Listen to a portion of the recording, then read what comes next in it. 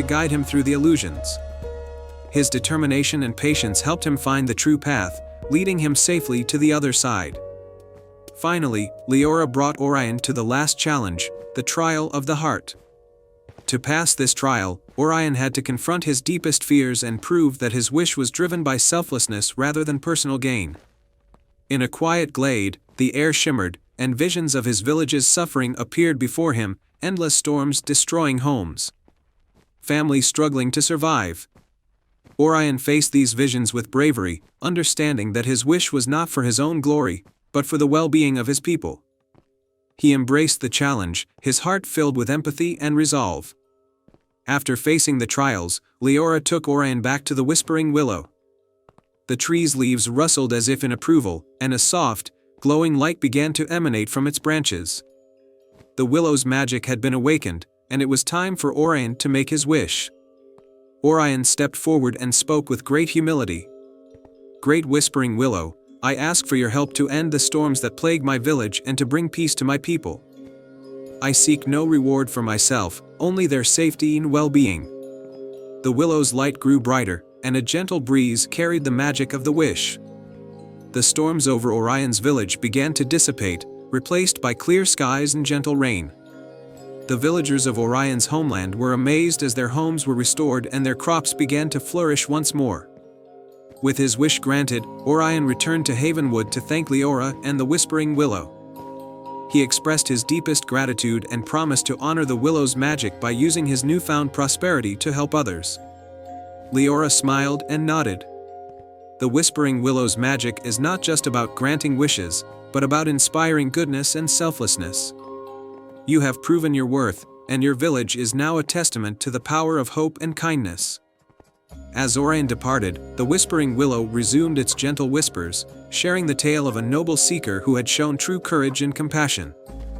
The villagers of Havenwood continued to cherish the willow's magic, and the story of Orion's quest became a cherished legend, passed down through generations as a reminder of the power of selfless wishes and the magic found in the heart of a kind soul. And so, under the watchful branches of the Whispering Willow, Havenwood flourished in harmony, and the tale of Leora and Orion lived on as a beacon of hope and generosity. Once upon a time, in a quaint village nestled between rolling hills and deep forests, there lived a girl named Elara. She was a shy, gentle soul who had a love for music that filled her every thought. Her father, a humble carpenter, had made her a beautiful wooden violin for her 12th birthday, and from the moment she touched it, she was captivated. Elara would spend hours playing in the fields, weaving melodies that seemed to dance with the wind, birds, and even the flowers. But there was something different about Elara's music. Unbeknownst to her, the notes she played held magic. The villagers would often stop to listen when she played in the town square, feeling strangely lighter and more joyful afterward. What Elara didn't realize was that her violin had been made from the wood of an ancient, enchanted tree deep within the forest, a tree that was said to have been blessed by the forest spirits long ago. One evening, as the sun set and Elara played a soft, lilting melody by the river, something remarkable happened. From the trees emerged a glowing figure, tall and graceful, her gown shimmering like moonlight on water. It was a forest nymph, one of the spirits who had blessed the enchanted tree from which Elara's violin had been crafted. Elara stopped playing, her heart racing in awe and surprise. The nymph smiled gently, her voice soft as the evening breeze. "Do not be afraid, Elara," she said. "I have come to tell you of the magic within your music." Elara blinked in confusion. "Magic? My music is just music." The nymph chuckled, the sound like a soft chime. "Your violin was crafted from the wood of an ancient tree, one that holds great power. The music you play has the ability to heal hearts, lift spirits, and even mend broken things. But its true potential lies hidden until the world truly needs it." Elara's eyes widened. "I never knew, but what must I do?" The nymph's expression grew serious. "Far to the north, beyond the mountains, there lies a kingdom named Elendor. It was once a land of joy and beauty, but now it suffers under a dark curse. The king has fallen ill, and the people's hearts are heavy with despair. They have forgotten laughter, and their land is dying. Your music can break this curse, Ilara. Ilara's heart pounded with both excitement and fear. She had never traveled beyond her village, let alone to a distant kingdom. But, how will I know what to do? The nymph placed a glowing hand on Ilara's violin. Play from your heart, and the music will guide you. The journey will be difficult, but you will not be alone. Trust in yourself and in the magic within your violin. With those words, the nymph faded into the trees, leaving Ilara standing by the river, the evening growing quiet once more. That night, Ilara packed her things, told her parents of the nymph's visit, and set off on her journey to Elendor. Though her parents were worried, they knew Ilara's gift was special, and they believed in her strength. The journey was long, and as Ilara traveled through forests, over mountains, and across rivers, she played her violin to keep her spirits high. Along the way, she encountered animals and fellow travelers who were drawn to her music. It lifted their hearts, and some even joined her for parts of the journey, offering guidance and companionship. After many weeks, Ilara finally arrived at the borders of Elendor. The kingdom was a shadow of its former glory. The trees were withered, the fields barren, and the sky hung low with dark, heavy clouds. The streets were empty, and the people she saw looked weary and hopeless. Ilara made her way to the royal palace, where the king lay ill. The guards, recognizing the soft, hopeful melodies coming from her violin, allowed her to enter. In the grand, dimly lit hall, Ilara saw the king, pale and weak, lying on a bed surrounded by worried advisors and healers. She approached quietly, her heart aching for the kingdom and its people. "I have come to help," she said softly, her voice carrying the gentle strength of someone who believed in the power of her music. The advisors looked at her doubtfully, but the queen, her eyes filled with sorrow and hope, nodded.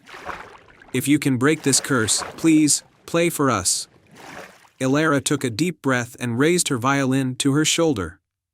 She closed her eyes and began to play, letting the music flow from the depths of her heart. The notes filled the room, soft and soothing at first, then growing stronger and more vibrant. It was a melody of hope, of healing, of joy long forgotten. As the music swirled through the air, something incredible happened. The dark clouds above the palace began to part, and golden sunlight streamed through. The withered trees outside the windows began to bloom, their branches filling with leaves and flowers. The king, lying still and pale, stirred as color returned to his cheeks. The people in the kingdom, hearing the music from the palace, stepped out of their homes, their hearts lifting as they felt the warmth of the sun and the beauty of the melody. The curse was breaking. Ilara played on, her fingers moving effortlessly over the strings, as though the violin itself knew the song it needed to play. The magic of the enchanted wood and the power of Ilara's heart wove together, lifting the darkness from the land and restoring life to Elendor. When the final note faded into the air, there was a deep, peaceful silence. The king sat up, his strength restored, and the queen wept tears of joy. The advisors, once doubtful, now stood in awe of the young girl who had saved their kingdom. Ilara lowered her violin, a warm glow of contentment filling her heart. She had done it. The magic within her music, combined with the love she had for the world, had broken the curse and brought life back to the land. The king and queen thanked her with all their hearts, offering her riches and a place of honor in their court. But Ilara smiled and shook her head. "I wish for nothing more than to return to my village, to the quiet fields and the music that fills the wind." The people of Elendor would never forget the girl who had saved them with her enchanted violin. And as Ilara made her way home, she continued to play, her music filling the world with light, joy, and the magic of her heart. And so, Ilara lived happily, her music forever a source of wonder and peace, a gift not just to her village, but to the world. The end.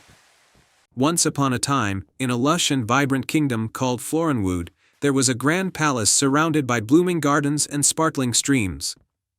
Florenwood was known for its eternal spring, a time of perpetual bloom where every flower was in full bloom, and every breeze carried the scent of fresh blossoms. The source of this eternal spring was the Crown of Eternal Spring, a magical artifact that kept the land flourishing. the crown was kept in the royal palace, guarded by the wise Queen Amara. Queen Amara had a young daughter named Eloan, who loved to explore the gardens and dreamt of one day becoming a great leader like her mother. One day, while playing near the palace, Eloan found an old, hidden path that led to a secluded grove. In the center of the grove stood a large, ancient oak tree with a hollow trunk. Inside the hollow, she discovered a dusty old scroll. The scroll revealed an old legend: when the crown of eternal spring is in danger, a hero with a pure heart must seek the 3 hidden relics to restore the crown's power and save the kingdom from the coming winter. Eloan showed the scroll to her mother. Queen Amara's face grew serious. The crown's magic is fading. If the power of the crown is not restored, our kingdom may face a harsh winter. You must find the 3 relics mentioned in the scroll. Determined to save her kingdom, Eloan embarked on her quest. The first relic was said to be the Crystal of Light, hidden in the Caves of Reflection, a place known for its dazzling yet treacherous pathways. Eloan journeyed through the forest and arrived at the entrance to the caves. Inside, the walls sparkled with countless reflections, making it difficult to find her way. Eloan remembered a riddle from the scroll: through the reflections, find the gleam, where light and shadows softly dream. Seek the crystal where the light is true, and the path to the first relic will come to you.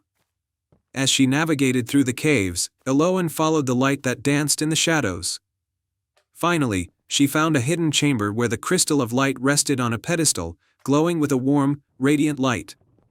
Eloan carefully took the crystal and continued her journey. The second relic was the heart of the forest, hidden in the enchanted glade. This magical place was guarded by the guardian spirits of the forest, who tested the worthiness of those who sought the relic. Eloan entered the glade, where she was greeted by a wise old fox who spoke in riddles. To find the heart of the forest, you must show your true self, said the fox. Only a heart full of kindness and bravery will reveal the relic. Eloan spent time helping the creatures of the glade, mending broken nests and tending to wounded animals. As she showed her genuine kindness and courage, the heart of the forest appeared before her, a glowing emerald that pulsed with the rhythm of the forest.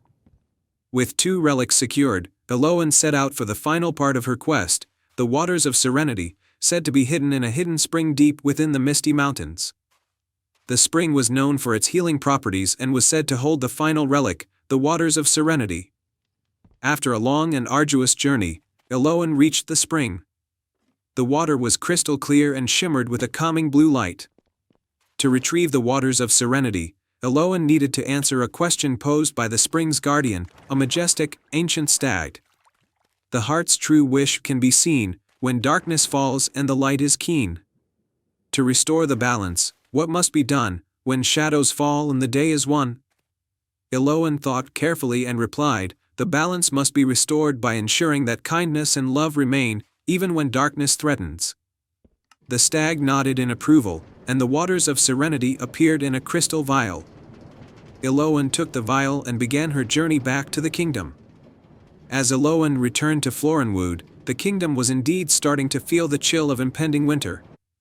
With the 3 relics in hand, she rushed to the palace and brought them to her mother. Queen Amara, with Eloan's help, combined the relics and placed them on the crown of eternal spring. As the relics touched the crown, a brilliant light filled the palace. The crown's magic was restored, and the eternal spring returned to Florenwood. The gardens bloomed once more, the stream sparkled, and the kingdom was saved from the harsh winter. The people of Florenwood celebrated Eloan's bravery and determination. Queen Amara praised her daughter for her courage and pure heart, and Eloan was recognized as a true heroine of the kingdom. The story of Eloan and the crown of eternal spring was passed down through generations, a reminder of the power of courage, kindness, and the importance of preserving the magic of one's land. And so, the tale of Eloan and the crown of eternal spring became a beloved legend, a testament to the magic of selflessness and the beauty of a heart that shines brightly, even in the face of adversity. Once upon a time, in a kingdom far away, there was a serene village called Brookhaven, known for its lush gardens and tranquil streams. The heart of this village was an enormous, ancient willow tree called the Whispering Willow. The villagers believed that the willow had magical properties and could communicate with those who were truly in need. Among the villagers was a young girl named Ilara. Ilara was kind and curious, with a deep love for nature. She often spent her afternoons sitting beneath the whispering willow, listening to its soft whispers and feeling a sense of peace. One day, as Ilara sat under the tree, she noticed something unusual: a small, glowing orb nestled in the roots of the willow. It was the size of a fist and pulsed with a gentle, warm light. Intrigued, Ilara reached out and touched the orb. Suddenly, a soft voice spoke from within it. "Help us, Ilara. The kingdom's magic is fading, and we need your help to restore it." Startled but determined, Ilara stood up. "How can I help?" she asked. The voice replied, "To restore the magic, you must journey to 3 enchanted locations and retrieve the lost fragments of magic. Only then can the kingdom's balance be restored." With newfound resolve, Ilara packed a small satchel with essentials, bread, cheese, and a flask of water, and set off on her quest. The first location she needed to visit was the Crystal Cavern, a mystical place known for its dazzling crystals and ancient secrets. As Ilara ventured through the forest, she soon reached the entrance to the Crystal Cavern. The entrance was guarded by a giant stone door with a riddle inscribed on it. The riddle read, "I have cities but no houses, mountains but no trees, and water but no fish. What am I?" Ilara pondered the riddle. After a moment, she realized the answer. "A map," she said aloud. The stone door creaked open, revealing the cavern's inner splendor. Inside, the walls glittered with countless crystals of every color. In the center of the cavern was a pedestal with a shimmering crystal shard resting upon it. But as Ilara approached, a large, ancient dragon emerged from the shadows. The dragon's eyes were wise and kind, though it spoke with a deep, rumbling voice. "To claim the shard, you must show your bravery and purity of heart." Ilara took a deep breath and spoke. "I seek to restore the kingdom's magic. I do not wish to take anything for myself, but only to help those in need." The dragon studied Ilara for a moment, then nodded. "Your heart is true. You may take the shard." Ilara carefully lifted the crystal shard and placed it in her satchel. With a nod of thanks to the dragon, she left the cavern and made her way to the next location, the Whispering Meadow. The Whispering Meadow was a vast field filled with tall, golden grass that swayed gently in the breeze. As Ilara walked through the meadow, she felt a sense of calm wash over her. At the center of the meadow was an old stone well with a wooden bucket hanging from its edge. Beside the well was a small, delicate fairy who fluttered anxiously. "The Well of Wishes has been cursed," the fairy explained. "It was once a source of great magic, but now it is empty. You must fill it with the water of the moonlit spring, or its magic will be lost forever." Ilara nodded and asked, "Where can I find the moonlit spring?" The fairy pointed to a distant mountain peak. "It lies at the top of Mount Silver Peak. The journey will be difficult, but you must reach it before the sun sets." Determined, Ilara set off towards Mount Silver Peak. The climb was steep and challenging, but Ilara's perseverance and strength saw her to the top. There, bathed in the light of the setting sun, was the moonlit spring.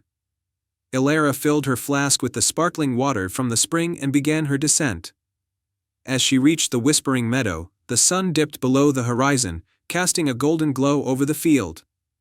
She poured the moonlit spring water into the well, and a soft, magical light enveloped the meadow. The fairy danced with joy as the well's magic was restored. "Thank you, Ilara. You have saved the meadow's magic."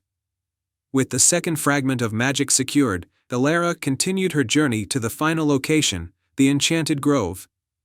The grove was a place of ancient trees and mystical creatures, known for its profound magic and hidden secrets. At the center of the grove was a grand, ancient oak tree with a hollow at its base. Inside the hollow was a golden key. Nearby, a wise old owl perched on a branch, watching Ilara with keen eyes. "To obtain the third fragment, you must unlock the heart of the grove," the owl said. "But the key will only work if you solve the heart's puzzle." Ilara approached the oak tree and found a carved inscription on its trunk. The inscription read, "I have a heart that never beats, a home but never sleeps, and a bed but never rests." What am I? Elara thought carefully. The answer came to her. "A river," she said aloud. The oak tree's hollow door creaked open, revealing a hidden chamber. Inside was a golden chest containing a glowing emerald fragment. Elara carefully placed the emerald in her satchel and thanked the wise owl. With all 3 fragments of magic collected, Elara made her way back to the Whispering Willow. As she approached, the willow's branches swayed in anticipation. Elara placed the crystal shard, the moonlit spring water, and the emerald fragment at the base of the willow. The tree's leaves shimmered with magical light, and a soft hum filled the air. Suddenly, the Whispering Willow's branches extended upwards, and the fragments were absorbed into the tree's heart. The sky above shimmered with a brilliant light as the kingdom's magic was restored. The land was once again filled with harmony and enchantment. Elara was hailed as a hero upon her return to Brookhaven. The villagers celebrated her bravery and kindness, and the Whispering Willow continued to be a symbol of magic and hope for all. Elara's adventure became a cherished tale, reminding everyone of the power of courage, kindness, and the magic that exists within the heart of those who seek to help others. And so, the kingdom thrived, ever blessed by the enchantment of the Whispering Willow. The end. In a quiet village nestled beside a vast, whispering forest, there stood an ancient willow tree known as the Whispering Willow. This tree was renowned for its gentle rustling leaves that seemed to murmur secrets and old tales when the wind blew. Villagers often visited the tree for wisdom and guidance, believing that it held the secrets of a long-lost kingdom. Among the villagers was a curious young girl named Mira. Mira had always been fascinated by the stories of the Lost Kingdom and was determined to uncover its mysteries. One evening, as the sun dipped below the horizon and the moon began to rise, Mira ventured to the Whispering Willow. The moonlight danced on its leaves, and the tree's whispers grew louder, almost as if it were calling her. As Mira approached, she noticed a small, ornate box hidden among the tree's gnarled roots. The box was adorned with intricate carvings of stars and moons. When she opened it, she found a delicate silver key and a note that read, "To find the Lost Kingdom, you must follow the moon's light and complete 3 trials." Determined to embark on the quest, Mira set out under the light of the full moon, clutching the silver key tightly. The moon's glow seemed to guide her steps as she ventured deeper into the forest. Trial 1, the Enchanted Lake. The first trial led Mira to an enchanting lake, its waters sparkling like liquid stardust. At the lake's edge stood a beautiful, crystal-encrusted bridge leading to an island in the center. However, the bridge was shrouded in mist and could not be crossed. Mira discovered that to clear the mist and reveal the path, she needed to awaken the spirit of the lake. She saw a small, ancient horn lying near the water's edge. With a deep breath, she blew gently into the horn, producing a soft, melodious sound. As the music floated across the lake, the mist began to clear, revealing the bridge.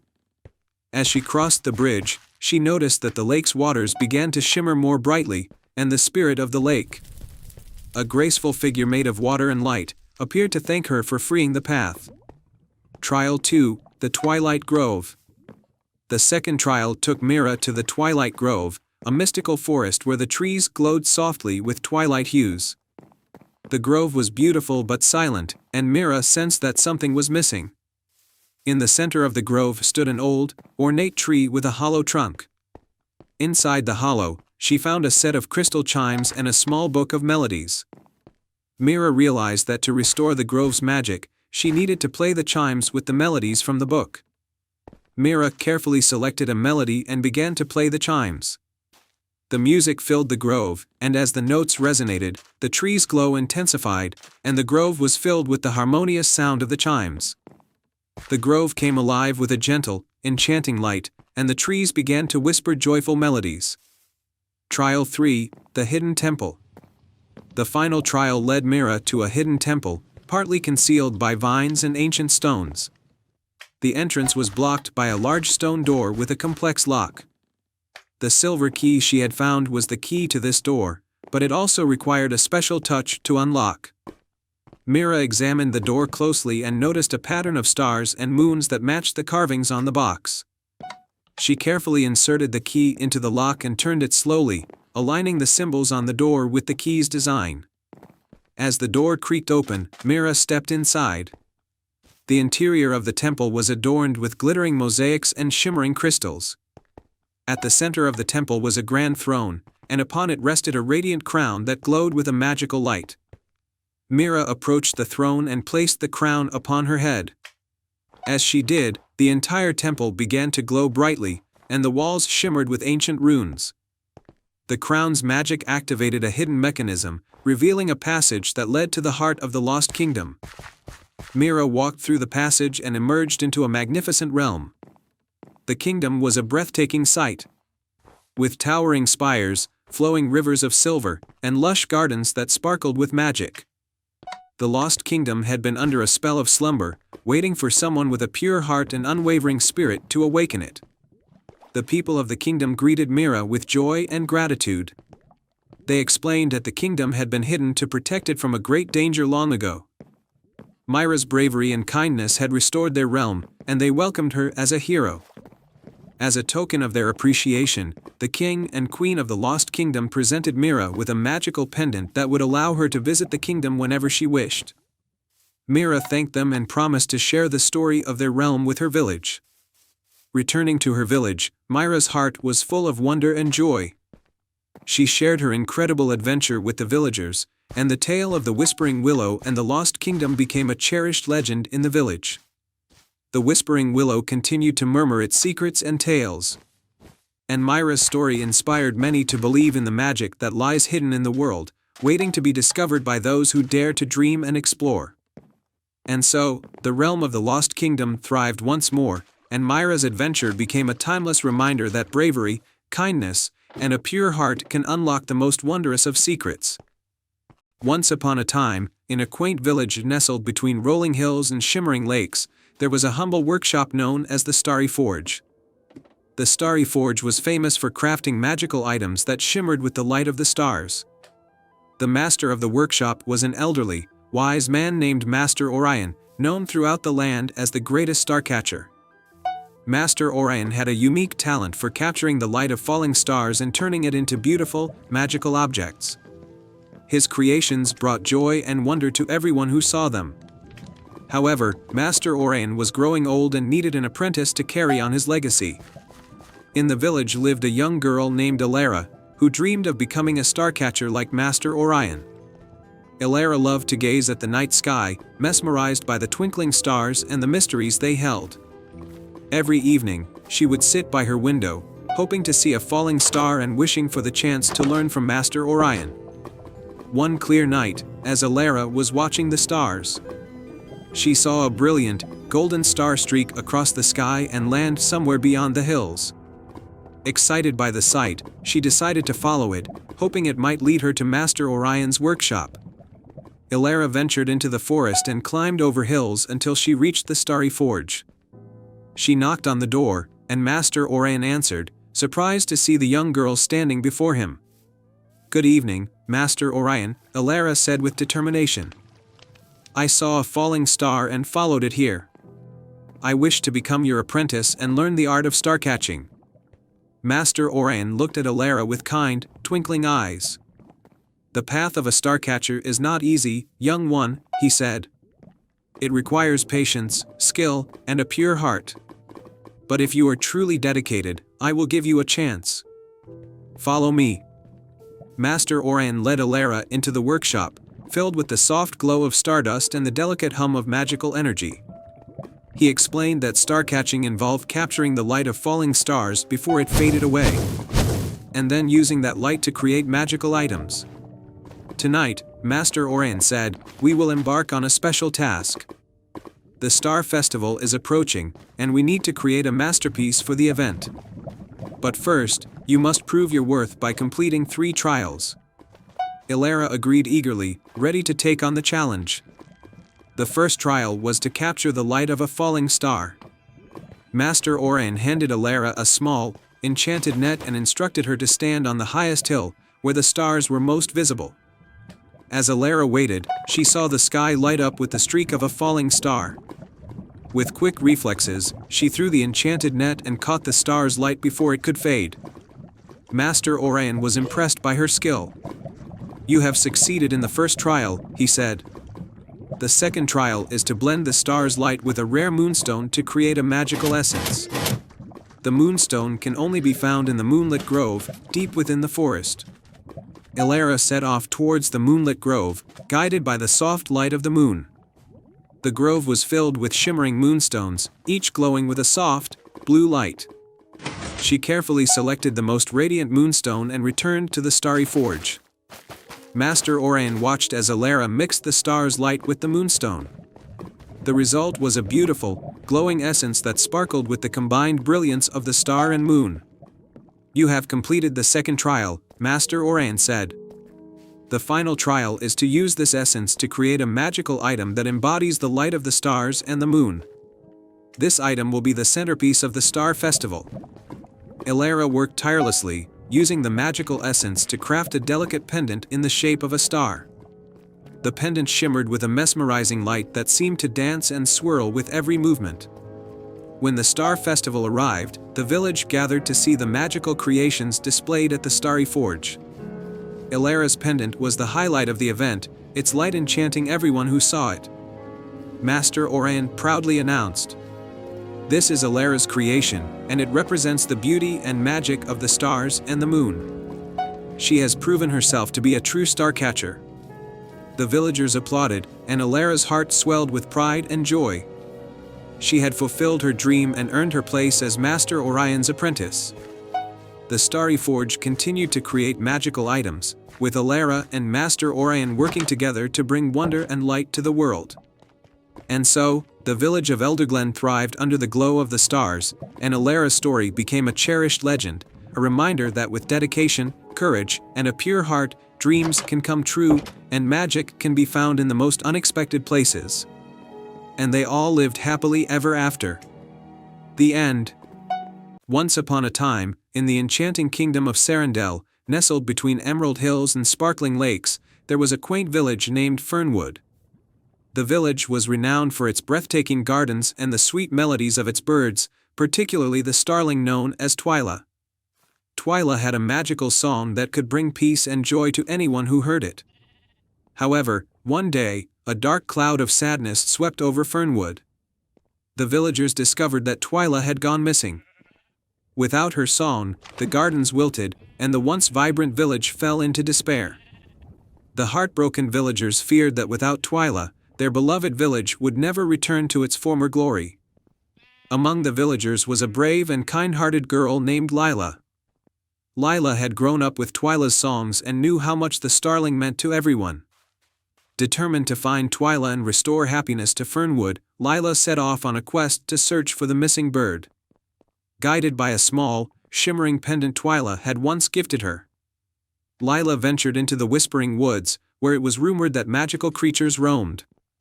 The pendant glowed softly as she walked, leading her deeper into the forest. Her first challenge came in the form of a mischievous sprite named Puck. Puck was known for playing tricks on travelers. To pass, Lila had to solve one of Puck's riddles. What comes once in a minute, twice in a moment, but never in 1,000 years? Lila thought deeply and then answered, the letter M. Puck, impressed by her cleverness, allowed her to continue and even gave her a clue about where Twyla might be. Following Puck's clue, Lila arrived at the enchanted glade, where an ancient oak tree stood with its branches twisted like the arms of a giant. The tree was guarded by a wise old owl named Orin, who spoke in riddles and had seen many things in his lifetime. Orin told Lila that Twyla was taken by a shadowy figure who sought to capture the magic of the starling's song for their own. To find this figure, Lila needed to prove her courage and heart by facing her greatest fear. Orin led her to a shimmering pool that reflected her own image. Lila hesitated, but she remembered her love for Twyla and her desire to help her village. She stepped forward, and the reflection began to change, showing not just her fears but also her strengths and determination. Orin, seeing her bravery, directed her to the next part of her journey. Following Oren's directions, Lila reached the base of the misty mountain, where the shadowy figure, known as the Nightshade Sorcerer, was rumored to reside. As she climbed the mountain, she encountered swirling mists that obscured her path. The pendant's glow grew brighter, guiding her through the fog. At the summit, Lila found the Nightshade Sorcerer's lair, a dark and foreboding place filled with eerie shadows. The sorcerer was preparing to steal Twyla's magic by trapping her in a cage of enchanted bars.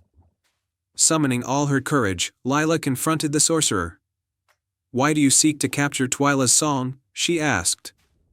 The sorcerer revealed that he was once a musician whose own music had lost its magic and beauty.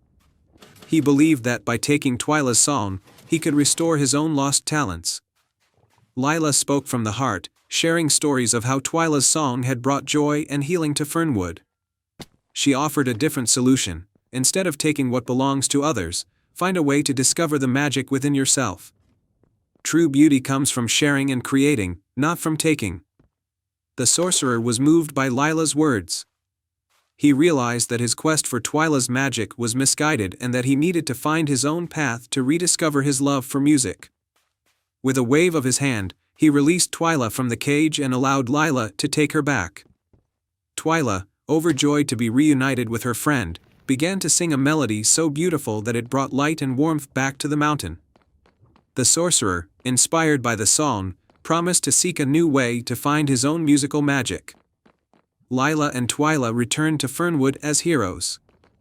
The village rejoiced at their return, and the gardens bloomed once more with vibrant colors. The villagers celebrated Lila's bravery in Twyla's enchanting song, which continued to fill their hearts with joy. The Nightshade Sorcerer, having learned an important lesson, traveled far and wide, sharing his newfound wisdom and eventually discovering a new melody that brought happiness to others. Fernwood thrived under the melody of Twyla's song, and Lila's courage became a legend told for generations. And so, in the kingdom of Sarandel, where the magic of a single starling song could change lives, Lila and Twyla lived happily ever after, their bond forever cherished by the people of Fernwood. Once upon a time, in a lush and vibrant land where wildflowers painted the fields and rivers sparkled like diamonds, there was a small village called Glimmerwood. Nestled at the edge of an ancient, enchanted forest, Glimmerwood was known for its peaceful ways and the warm-hearted villagers who lived there. However, the forest was shrouded in mystery and magic, and though the villagers respected it, they seldom ventured inside. In this village lived a curious and adventurous young girl named Maya. Maya had always been drawn to the forest, her imagination filled with tales of magical creatures and hidden treasures. One day, as the sun dipped low and the sky turned shades of orange and purple, Maya stumbled upon an old lantern half buried beneath a blanket of autumn leaves. Intrigued, Maya picked up the lantern and noticed that it was covered in intricate carvings of stars and moons. When she rubbed the lantern with her sleeve to clean it, the glass within began to glow with a soft, ethereal light. Suddenly, a gentle, melodious voice emanated from the lantern. "Thank you for awakening me," the voice said. "I am Leora, the Whispering Lantern. For centuries, I have been waiting for someone with a pure heart to release me from my slumber." Maya's eyes widened in wonder. "You can talk. What are you doing here?"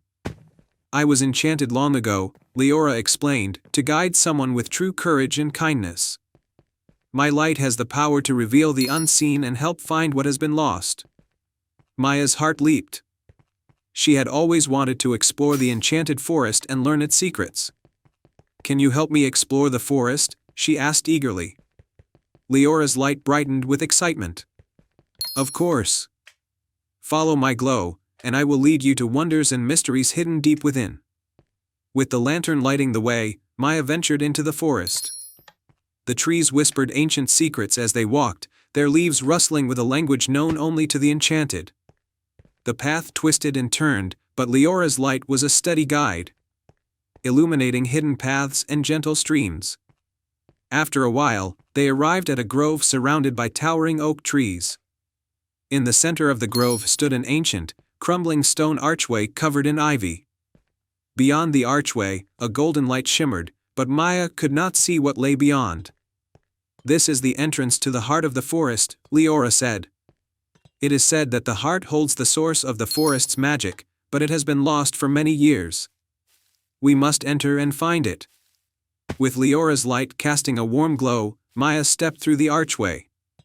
As they crossed the threshold, the golden light grew brighter, and the air was filled with the scent of blooming flowers and the hum of distant music. They entered a clearing where a magnificent tree stood, its trunk wide and its branches spreading out like a canopy of stars. At the base of the tree was a small, silver chest, adorned with intricate designs. Maya approached the chest and gently opened it, revealing a glowing, crystal heart nestled inside. "This is the heart of the forest," Leora explained. "It has the power to bring balance and harmony to the land.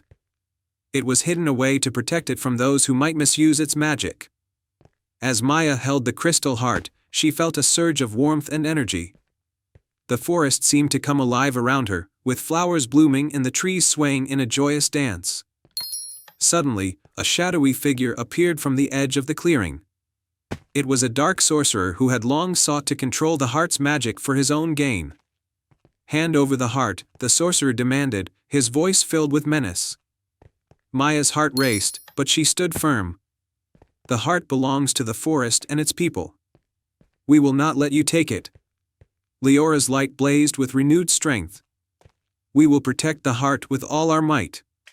As the sorcerer advanced, Maya held the crystal heart high. Its light grew brighter and brighter, filling the clearing with a brilliant radiance.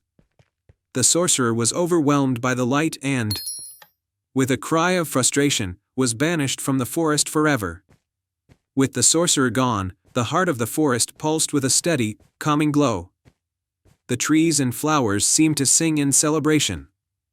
Maya and Leora had restored balance and peace to the enchanted forest. The villagers of Glimmerwood were amazed when Maya returned with the lantern and the story of her adventure. They celebrated her bravery and welcomed Leora into their midst. The enchanted forest and the village became closer than ever, sharing in the magic and wonder that had been preserved. From then on, the Whispering Lantern was a cherished symbol of hope and courage in Glimmerwood. Maya continued to explore and protect the forest, guided by the light of her enchanted friend. And so, in the land where magic and kindness intertwined, the village and the forest thrived in harmony, with their hearts forever illuminated by the light of the Whispering Lantern. And they all lived happily ever after. Once upon a time, in a kingdom where the skies were always ablaze with twinkling stars, there was a grand forest known as the Enchanted Forest. This forest was a place of magic and wonder, home to creatures of myth and trees that whispered ancient secrets. Among its many marvels was a legend of a lost treasure, the Starbound Crown, a magnificent crown said to grant its wearer the wisdom of the stars and the ability to bring balance to the world. In the nearby village of Larkspur, there lived a brave and kind-hearted girl named Seraphina. She had always been fascinated by the tales of the enchanted forest and the Starbound Crown. Her grandmother, who had once been a wise storyteller, had filled her ears with stories of the crown's magic and the adventures of those who sought it. One evening, as Seraphina gazed at the stars from her window, she noticed a shooting star streak across the sky, leaving a trail of sparkling light. She felt a deep sense of destiny and decided that she would set out to find the Starbound Crown. She believed that such a powerful artifact could help her village, which had been struggling with poor harvests and unending storms. Early the next morning, Seraphina prepared for her journey. She packed a satchel with essentials, food, a warm cloak, and a small lantern that her grandmother had given her. With a heart full of courage and hope, she ventured into the enchanted forest. The forest was as magical as the stories had described. The trees seemed to hum softly, and fireflies danced in the air like tiny stars. Seraphina followed a winding path, guided by the whispers of the forest and the light of her lantern. As she ventured deeper, she encountered her first challenge, the River of Reflections. The river's waters were crystal clear but mirrored the sky so perfectly that it was hard to see the path across. Seraphina noticed that the reflection seemed to show not just her own image but also scenes of the past, present, and future. Remembering her grandmother's advice to trust her intuition, Seraphina closed her eyes and listened to the gentle babbling of the river. She took a deep breath and stepped forward with confidence. As she did, the reflections began to shift, revealing a safe path of stepping stones leading across the river. On the other side, Seraphina entered the glowing meadow, where the flowers emitted a soft, calming light.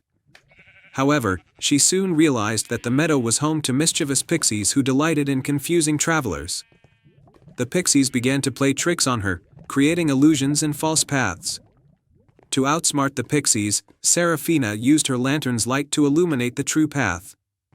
The pixies, seeing her determination and cleverness, decided to help rather than hinder her. They revealed a hidden door in a massive oak tree that led to the heart of the forest. Beyond the door lay a hidden grove, where the trees were tall and ancient, their branches intertwined like a cathedral's vaulted ceiling. At the center of the grove stood a pedestal upon which rested the star-bound crown. It was a magnificent piece, adorned with sparkling gemstones and radiating a soft, celestial glow. As Seraphina approached the crown, a gentle, ethereal voice spoke. To claim the star-bound crown, one must prove their heart is pure and their intentions noble. Seraphina stepped forward and spoke from the heart. I seek the crown not for myself, but to help my village and bring balance to our land. Our people have struggled, and I wish to use its power to aid them. The voice responded, Your heart is indeed pure. But the true test remains. You must show that you can lead with wisdom and kindness. At that moment, the grove was enveloped in a shimmering light, and a vision appeared before Seraphina. It showed her village in the midst of a severe storm, the people struggling against the elements. The vision revealed that her actions with the crown would determine the outcome. With unwavering resolve, Seraphina gently lifted the crown and placed it upon her head. The grove's light intensified, and the storm's fury began to subside. The vision shifted to show the village's fields flourishing and the skies clearing.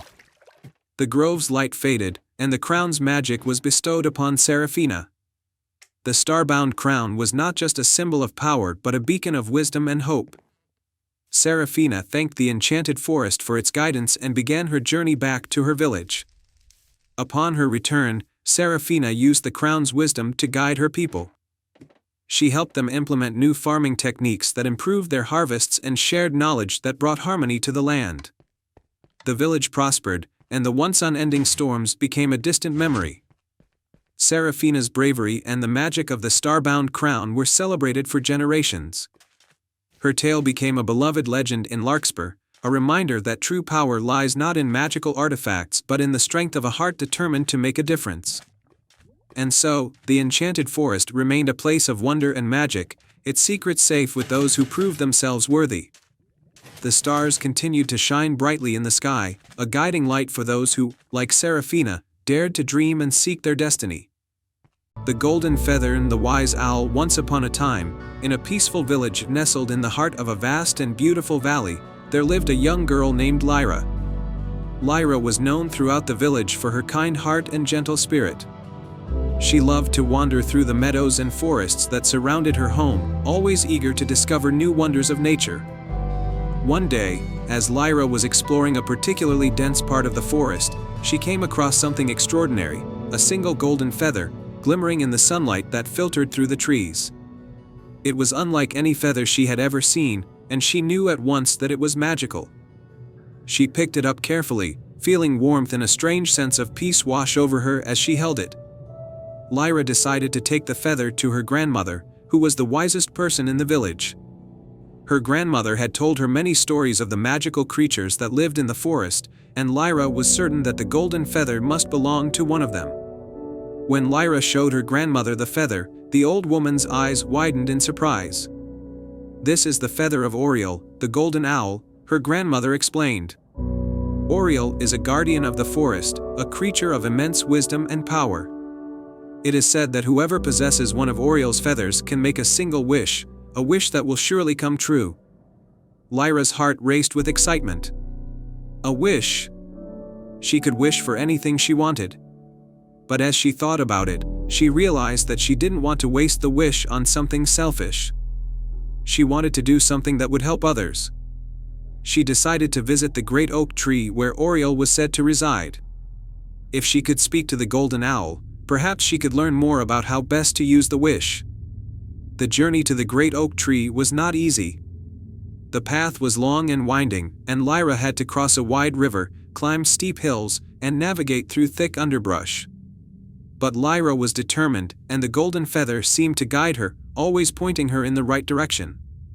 Finally, after what felt like hours, Lyra arrived at the great oak tree. The tree was enormous, with roots that twisted and turned through the earth like the veins of the forest itself. Its branches reached high into the sky, and at the very top, Lyra saw a flash of gold. "Who comes to visit the guardian of the forest?" a deep, resonant voice called out. A moment later, Oriole the golden owl swooped down from the branches, landing gracefully on one of the lower limbs. His golden feathers shone brilliantly in the dappled light, and his wise, amber eyes gazed at Lyra with curiosity. Lyra held out the golden feather. "I found this in the forest, and I was told it belongs to you, great Oriole." Oriole tilted his head. "Indeed, that is one of my feathers. You are a kind and honest soul to return it to me. In doing so, you have earned the right to make a wish. But I sense that you seek guidance before making your wish." Lyra nodded. "I don't want to waste the wish. I want to use it to help others, but I'm not sure how." The golden owl blinked slowly, considering her words. "Wishes are powerful things, and they can change the world in ways you might not expect. But you have already shown great wisdom by seeking advice. Tell me, child, what troubles your village?" Lyra thought for a moment. Her village was a happy place, but there was one thing that always seemed to cause the villagers distress. Every year, the river that flowed through the valley would flood during the spring rains, destroying crops and homes. No matter what they did, the villagers could never prevent the flooding. "Our village suffers from floods every year," Lyra said. "It causes so much pain and hardship. If there was a way to stop the floods, it would help everyone." Oriole nodded, understanding. "That is a noble wish, young one. If you wish to protect your village from the floods, the river can be tamed, and the waters controlled." Lyra's heart filled with hope. "Yes, that's what I wish for, to protect my village from the floods." Oriole spread his wings, and as he did, the golden feather in Lyra's hand began to glow even brighter. The light from the feather surrounded her, and she felt the magic of the wish taking hold.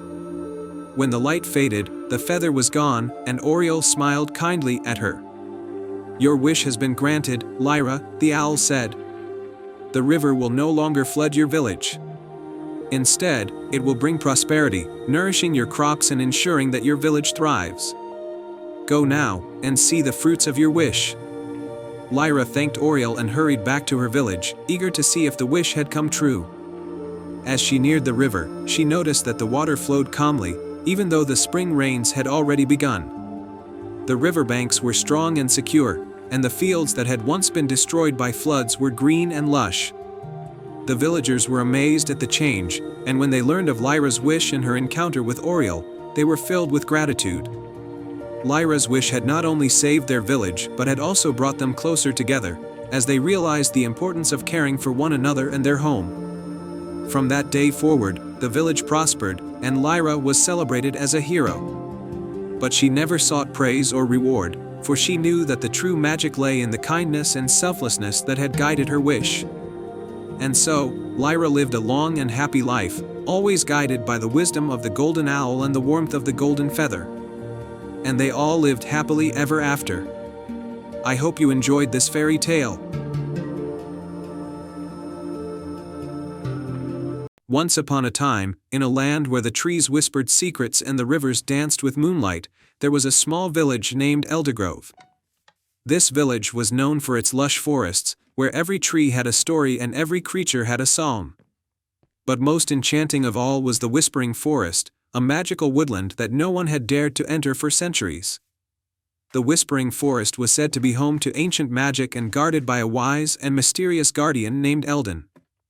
Eldon was a gentle spirit who only revealed himself to those with pure hearts and brave spirits.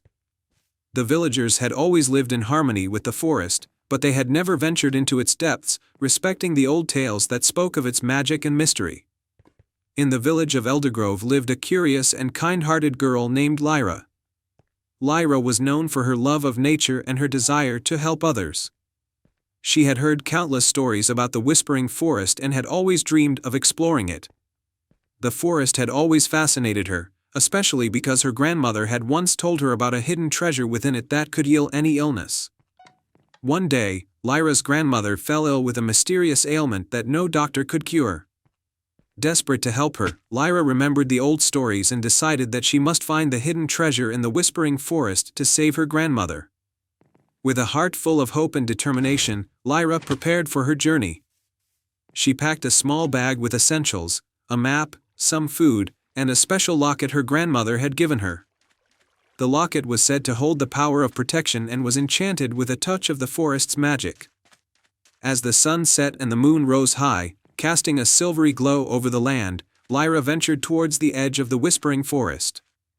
The trees seemed to hum softly as she approached, their leaves rustling in a gentle breeze. She took a deep breath and stepped into the forest, guided by the soft, ethereal light. The forest was unlike anything Lyra had ever seen. The trees were tall and ancient, their branches stretching out like welcoming arms. The ground was carpeted with moss that glowed faintly, and the air was filled with the sweet fragrance of wildflowers. Every now and then, Lyra would hear a soft whisper or a faint melody, as if the forest itself was speaking to her. As Lyra walked deeper into the forest, she came across a clearing with a crystal-clear pond at its center. The pond sparkled with a magical light, and a delicate bridge made of vines and flowers arched over it. Standing at the edge of the pond was Eldon, the guardian of the forest. He was a tall figure with a flowing robe of leaves and a crown of blossoms, his eyes shining with wisdom and kindness. Eldon smiled warmly at Lyra. "Welcome, brave traveler. I have been waiting for you. The forest has sensed your pure heart and your noble quest." Lyra was both amazed and nervous. "I seek the hidden treasure of the Whispering Forest. My grandmother is ill, and I believe that this treasure can heal her." Eldon nodded solemnly. "The treasure you seek is indeed powerful, but it is not easily found. The forest will only reveal it to those who prove themselves worthy through acts of kindness and bravery." Lyra listened intently as Eldon continued, "You must complete 3 tasks. Each task will test your heart and your spirit. Only then will the forest guide you to the treasure." With determination in her eyes, Lyra agreed to the tasks. Eldon led her to the first challenge, a grove where magical creatures were trapped in enchanted vines. They had been imprisoned by a dark spell that had spread through the forest. Lyra saw that the vines were thick and tangled, but she did not hesitate. She worked tirelessly, carefully unraveling the vines and freeing the creatures. The animals, including fairies and small woodland creatures, chirped and fluttered with joy as they were set free. Lyra felt a deep sense of satisfaction knowing she had helped them. For the second task, Eldon took Lyra to a hill where a giant tree had fallen, blocking the path for many travelers.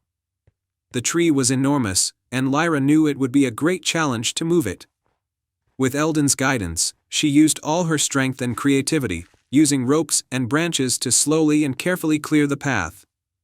As Lyra worked, she felt the support of the forest. The animals and fairies she had helped earlier came to lend a hand, and together they managed to move the tree. The path was cleared, and travelers would once again be able to pass through. The final task was the most challenging. Eldon led Lyra to a dark part of the forest where the magic had begun to fade. The plants were wilting, and the air was heavy with sadness. Lyra needed to restore the magic by planting enchanted seeds that would bring the forest back to life. Lyra worked with dedication, planting the seeds and watering them with the enchanted water from the pond. As she did so, she sang a soothing song that she remembered from her grandmother's tales. The magic began to return, and the forest started to bloom with vibrant colors once again. Having completed the 3 tasks, Lyra returned to Eldon. The guardian was pleased and led her to a hidden glade where a beautiful chest lay covered in vines. Eldon gently opened the chest, revealing a glowing crystal vial filled with a shimmering liquid. "This is the treasure you seek," Eldon said. "It has the power to heal and restore. Use it with love and it will bring healing to your grandmother." Lyra thanked Eldon and the forest with all her heart. She took the vial and made her way back to Eldergrove. With the vial in hand, she hurried home and administered the healing liquid to her grandmother. As the liquid touched her lips, her grandmother's color returned, and she awoke with a smile. The village celebrated Lyra's bravery and kindness, and the Whispering Forest continued to thrive, its magic renewed by the love and courage of a young girl. The forest remained a place of wonder and enchantment, a testament to the power of pure hearts and selfless deeds. From then on, the villagers spoke of Lyra's adventure as a cherished tale, reminding everyone that the greatest magic of all is found in the strength of kindness and the power of the heart. The end. Once upon a time, in the vibrant land of Starwood, where the skies glittered with countless stars and the forests were alive with enchantment, there lived a clever young fox named Finn. Starwood was known for its magical beauty, with rivers that sparkled like silver and trees that sang gentle lullabies to the moon. At the heart of this enchanted land was the Celestial Oak, a magnificent tree that held the power of the stars and was revered by all the creatures of Starwood. Every night, the Celestial Oak would glow softly, its branches reaching out to touch the starlit sky, and it was said that its light came from the star of Lumina, a brilliant star that had been entrusted to it by the ancient sky spirits. This star kept the land in harmony and filled it with wonder. One fateful night, a shadowy figure named Seraphina, a rogue sorceress with a thirst for power, stole the star of Lumina from the Celestial Oak. Without its light, the land of Starwood began to lose its magic. The rivers lost their sparkle. The trees fell silent, and the once brilliant night sky became dull and gray. The creatures of Starwood were deeply troubled. They gathered at the Celestial Oak to seek a solution. Among them was Finn, who was known for his quick wit and bravery. Despite his small size, Finn had a heart full of courage. Seeing the despair of his fellow creatures, he decided to take on the task of recovering the stolen star.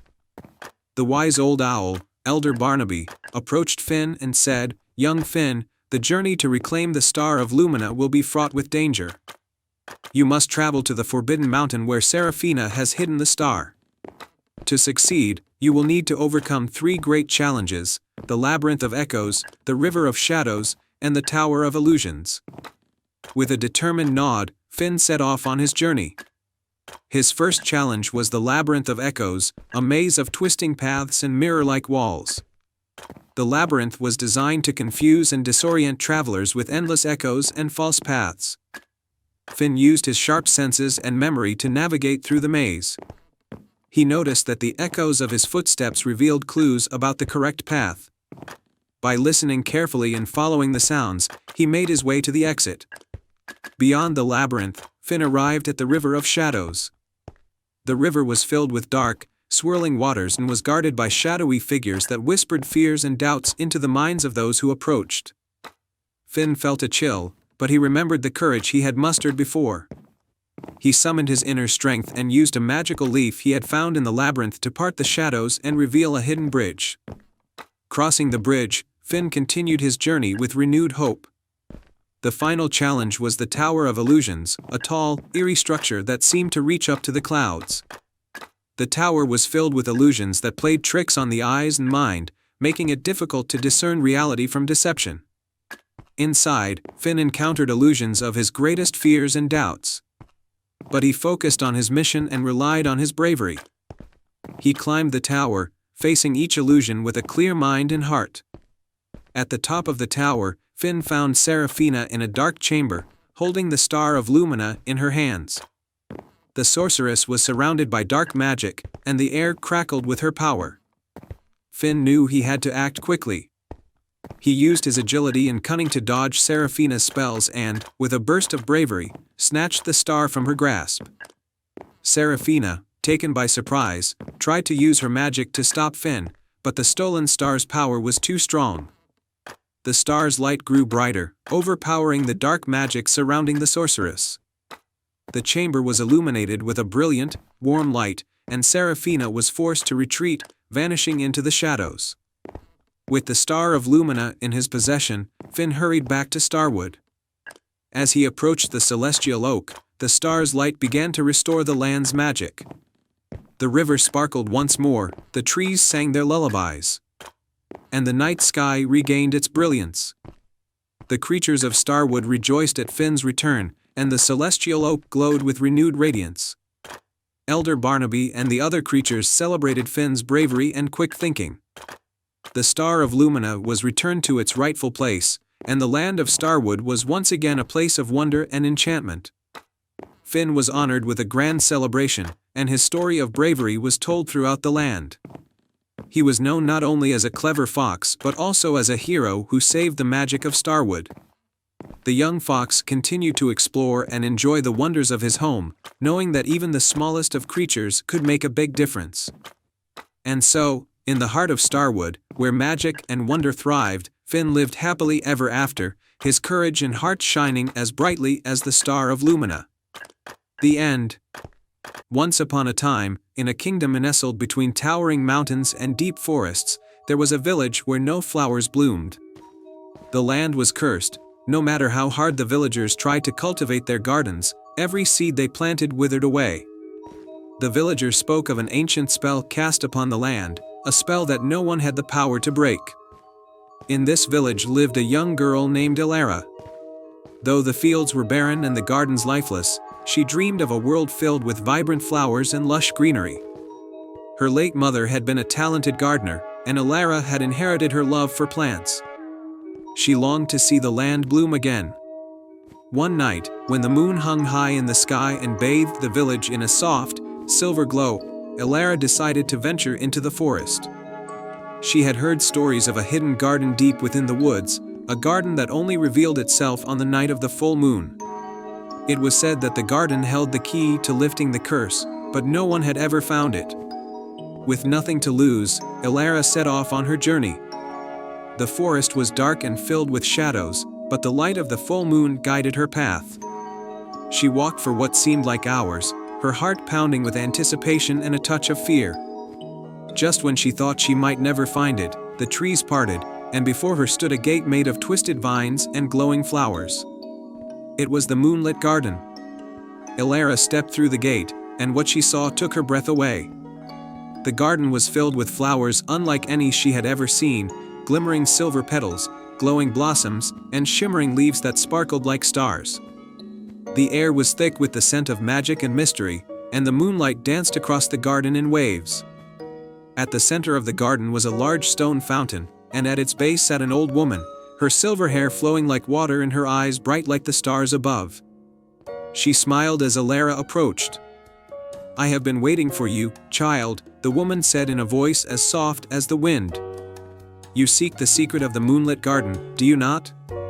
Elara nodded, unable to speak at first. "Yes," she whispered.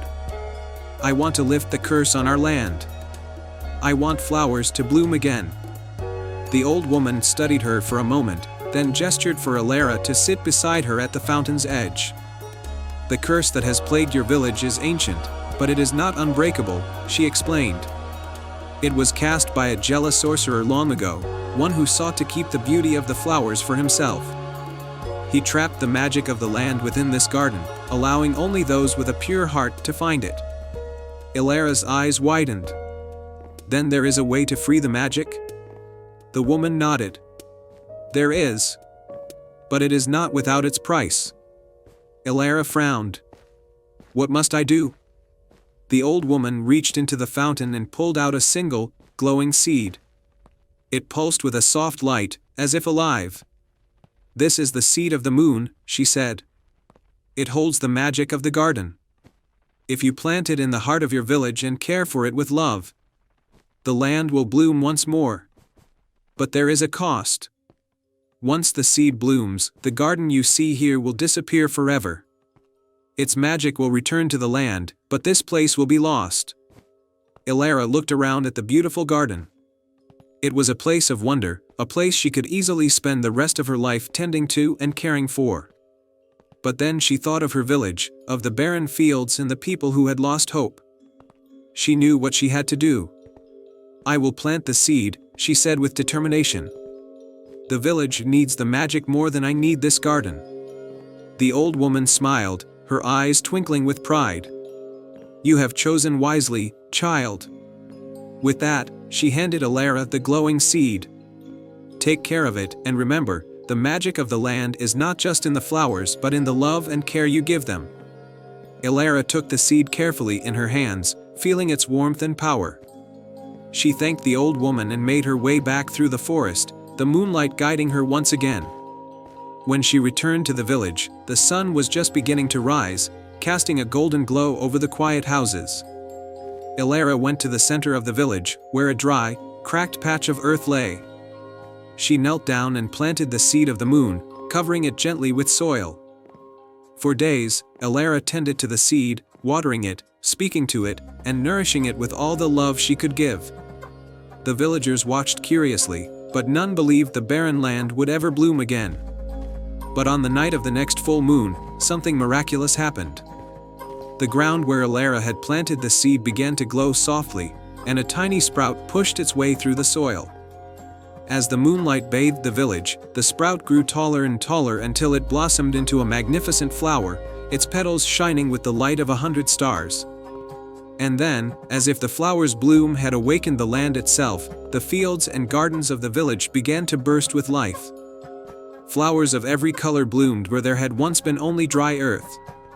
The villagers gasped in wonder as their village, once cursed and barren, became a sea of vibrant flowers and greenery. Elara smiled, her heart filled with joy.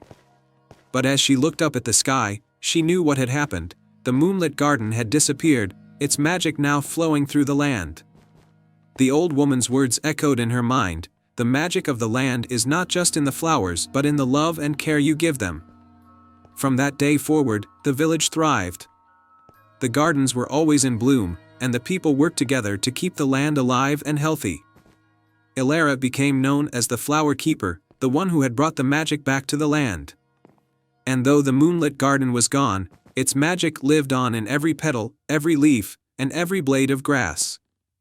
And every full moon, Elara would sit by the village fountain, gazing at the flowers that bloomed around her, and she would remember the night she had discovered the secret of the moonlit garden. Once upon a time, in the distant kingdom of Verdonia, there was a tale whispered among the villagers about a mystical creature, the silver phoenix. This magnificent bird, with feathers as bright as the moon and wings as wide as the sky, was said to possess the power of rebirth and immortality. Legend had it that whoever found one of its feathers would be granted a single wish, but only if the wish was for something pure of heart. In the village of Marin, there lived a humble young boy named Leo. He was known for his kindness, always helping his neighbors and caring for the animals in the village. Leo's family was poor, and they barely scraped by each year, but he never complained. What he wished for most wasn't wealth or fortune, but to cure his younger sister, Lyra, who had been sick for as long as he could remember. Lyra was frail, her laughter rare, and her strength weak, but her spirit was full of life, and her smile always warmed Leo's heart. One crisp autumn morning, an old traveler passed through the village. He spoke of seeing the silver phoenix high up in the misty mountains, where no one dared to venture. I saw it with my own eyes, the traveler said, sipping from a cup of warm tea. Its feathers shimmered in the sunlight, and it flew with grace that no bird on this earth could match. Leo's heart pounded as he overheard the conversation. He knew what he had to do. Without wasting a moment, he gathered his belongings, some bread, a flask of water, and a small pouch of coins. His mother, worried and tearful, tried to stop him. "The misty mountains are dangerous, Leo. No one who has ventured there has returned," she cried. But Leo, with determination in his eyes, gently held her hand. "I must try, mother. For Lyra." And so, with his mother's reluctant blessing, Leo set off on his journey to find the silver phoenix. The path to the misty mountains was long and treacherous. The further Leo traveled, the colder and more desolate the landscape became. Trees were sparse, the wind howled, and thick fog rolled across the ground, making it difficult to see. Yet, Leo pressed on, driven by the love for his sister and the hope of finding the mythical bird. As the days passed, Leo grew weary. His feet ached, and the nights were bitterly cold. But one evening, as he was about to rest beneath a jagged rock, he saw a flicker of silver light in the distance. His heart leaped. Could it be? The silver phoenix? With newfound energy, Leo climbed higher, the air growing thinner with each step. Finally, he reached the summit of a cliff, where the fog parted to reveal the most breathtaking sight he had ever seen. There, perched on a stone outcrop, was the silver phoenix. Its feathers glistened in the pale moonlight, each one reflecting the stars above. The bird's eyes were deep and wise, as if it had witnessed the birth and death of 1,000 worlds. For a moment, Leo was speechless. He had found it, the creature of legend. But how would he ask for a feather? He didn't want to hurt the phoenix or force it to give up its magic. So, he approached slowly, his heart full of respect and awe. "Great silver phoenix," Leo said softly, bowing his head. "I seek not riches or power, but the health of my sister, Lyra. She is kind, and though she is weak, her spirit is bright. If you would grant me just one of your feathers, I could save her." The phoenix tilted its head, studying Leo with those ancient, gleaming eyes. Then, it spread its magnificent wings, and a single silver feather floated gently down from its plumage, landing softly at Leo's feet. It sparkled as if filled with stardust. Leo's heart swelled with gratitude. "Thank you," he whispered, picking up the feather. He tucked it carefully into his bag and turned to begin the long journey home. As he descended the mountain, the fog thickened, and the wind grew harsher. The path became unclear, and Leo found himself lost. But just as despair began to creep into his heart, a soft, glowing light appeared before him, the phoenix's feather, glowing bright enough to guide his way. With its help, Leo made his way safely down the mountain and back to the village. When he arrived, the villagers were astonished to see him alive and well. His mother wept tears of joy, and Leo hurried inside to Lyra's bedside. She was paler than ever, her breathing shallow. With trembling hands, Leo took the silver feather from his bag and placed it gently on her chest. "Please, let this work," Leo whispered, holding her hand. The feather began to glow, and as it did, a warm light filled the room. Lyra's cheeks flushed with color, and her eyes fluttered open. She looked at Leo and smiled, her strength returning with every breath. "I feel better," she said, sitting up for the first time in months. Leo's heart soared. The silver phoenix had kept its promise. Lyra was healed. The village celebrated Leo's return, and word of the miracle spread far and wide. But Leo never sought fame or fortune. He was content knowing that his sister was healthy and happy once more. As for the silver phoenix, it was said that it continued to watch over the kingdom, its feathers carrying hope and healing for those who sought it with pure hearts.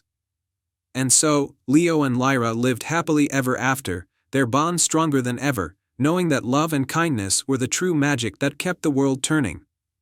The princess and the stonecutter. Once upon a time, in a kingdom nestled between towering mountains and flowing rivers, there was a kind and just king who ruled with wisdom and grace.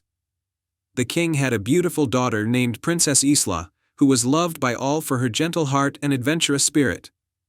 Despite her royal duties, Isla often slipped away from the castle to explore the forests, mountains, and villages of the kingdom. She loved nothing more than to learn about the lives of her people and to help them in any way she could. One day, while exploring a remote village at the foot of the mountains, Princess Isla came across a young stonecutter named Rowan. He was strong and skilled, known throughout the village for his ability to shape even the hardest stone into works of art. But despite his talent, Rowan was humble and lived a simple life, working from dawn until dusk to support his family. As Isla watched Rowan work, she noticed something peculiar. Every time Rowan struck his chisel against the stone, a small spark of light would flash, as if the stone itself were alive. Intrigued, Isla approached Rowan and asked him about his craft. Rowan looked up from his work and smiled. "These stones are special, Princess," he said. "They come from the heart of the mountain, where it is said that ancient magic still lingers. When I carve them, I can sometimes feel that magic flowing through my hands." Isla was fascinated. She had heard stories of the ancient magic in the mountains, but she had never seen it for herself. "What do you do with the stones once you've shaped them?" she asked. I make many things, Rowan replied. Statues, pillars, and sometimes even jewelry.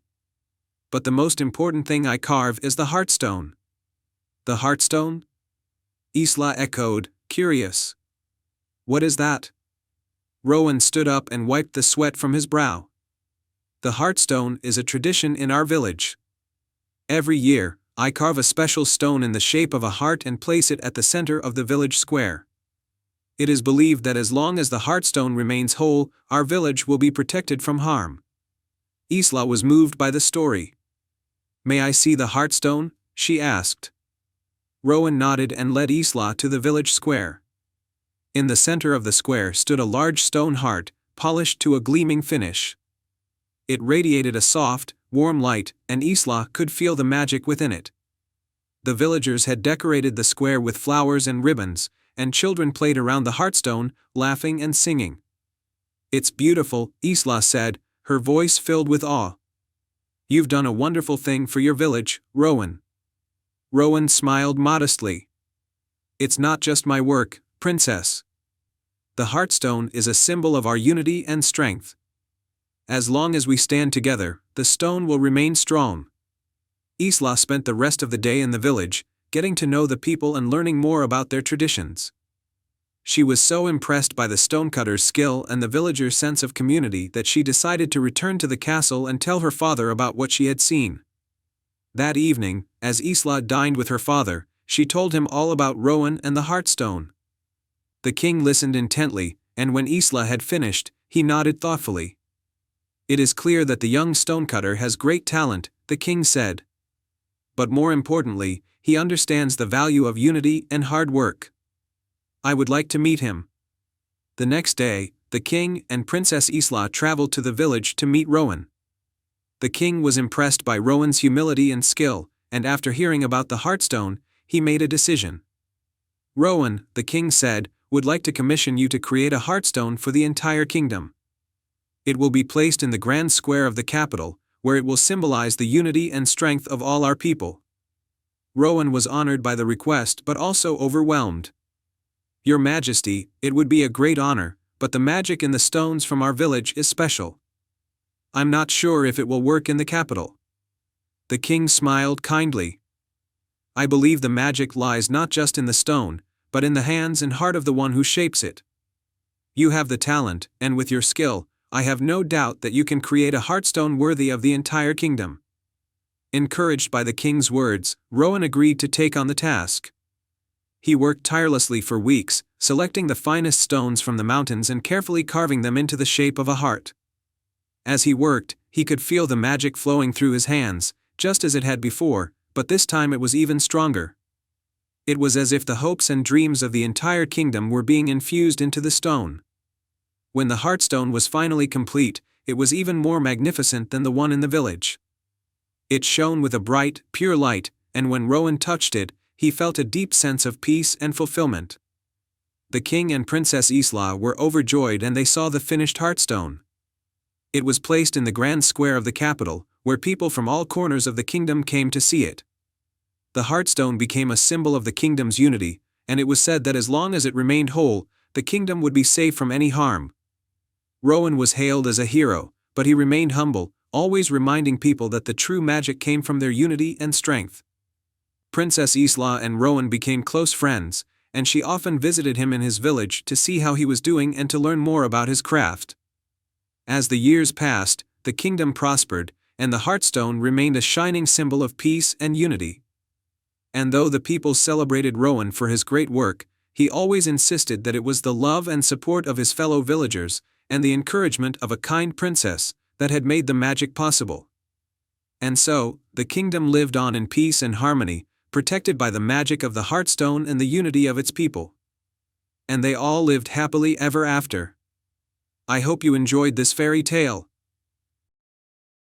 Once upon a time, in a bustling kingdom surrounded by rolling hills and sparkling rivers, there lay a quaint village called Bramblewood.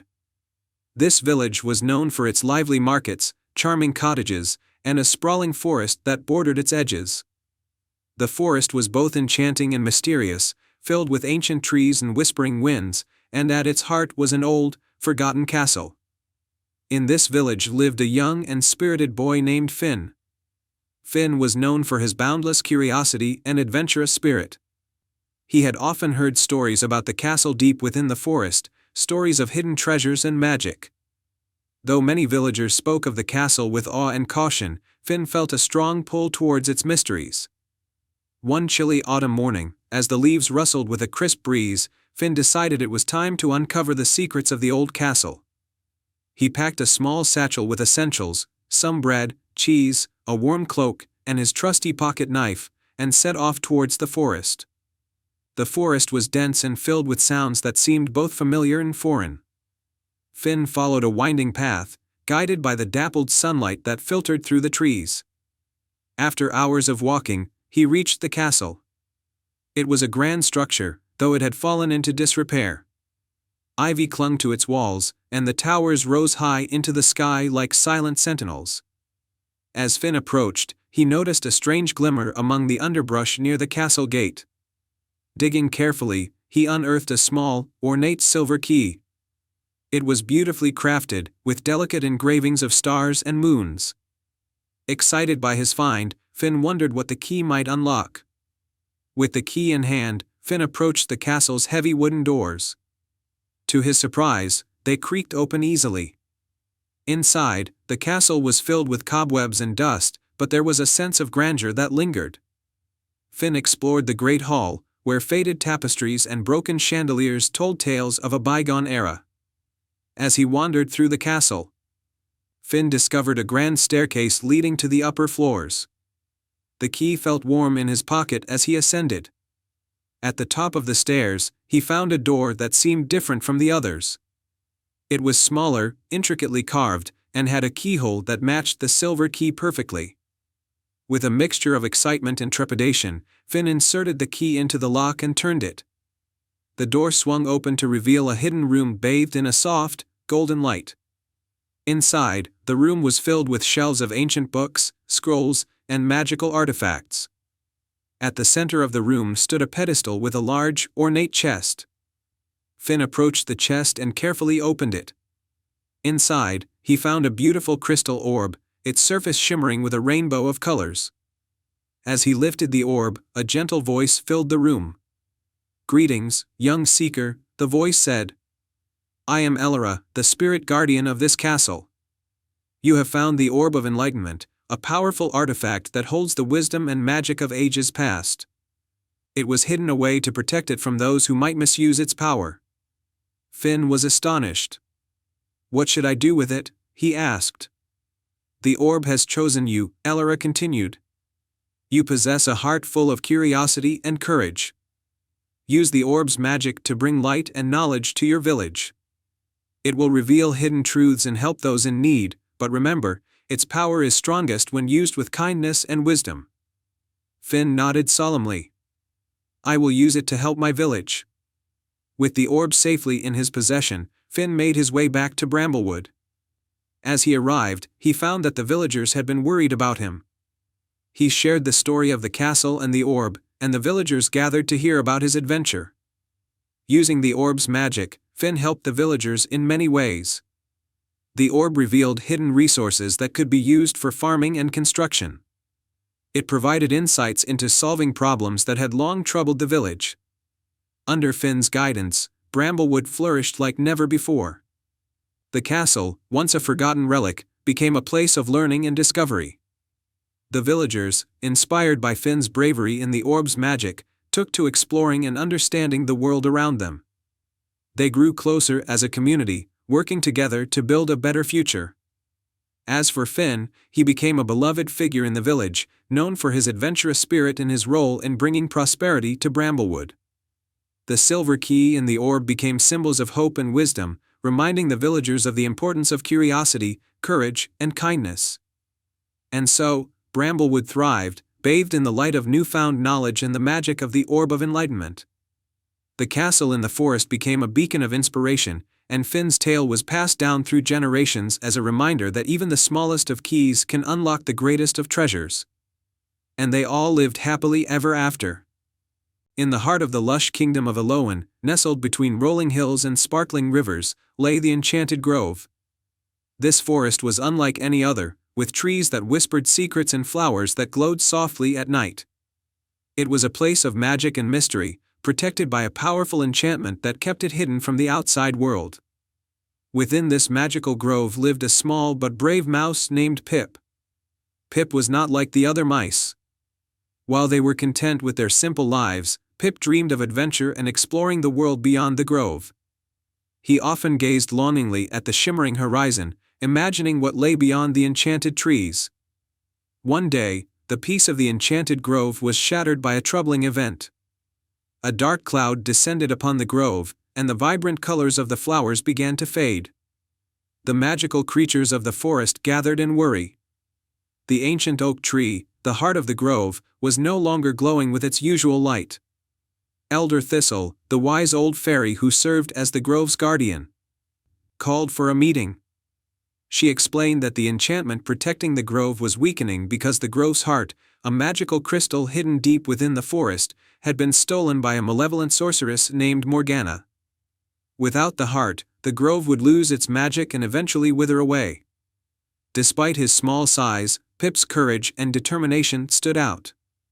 He stepped forward and offered to retrieve the grove's heart. Elder Thistle and the other magical creatures were initially hesitant, but Pip's resolve and bravery convinced them that he was the right choice for this daunting task. Elder Thistle gave Pip a tiny silver lantern that would light his path and a magical acorn that, when thrown, would reveal hidden secrets. With these gifts, Pip set out on his quest. As Pip ventured into the heart of the enchanted grove, he encountered his first challenge, a sprawling thicket of thorny vines. The vines seemed to twist and writhe, blocking the path ahead.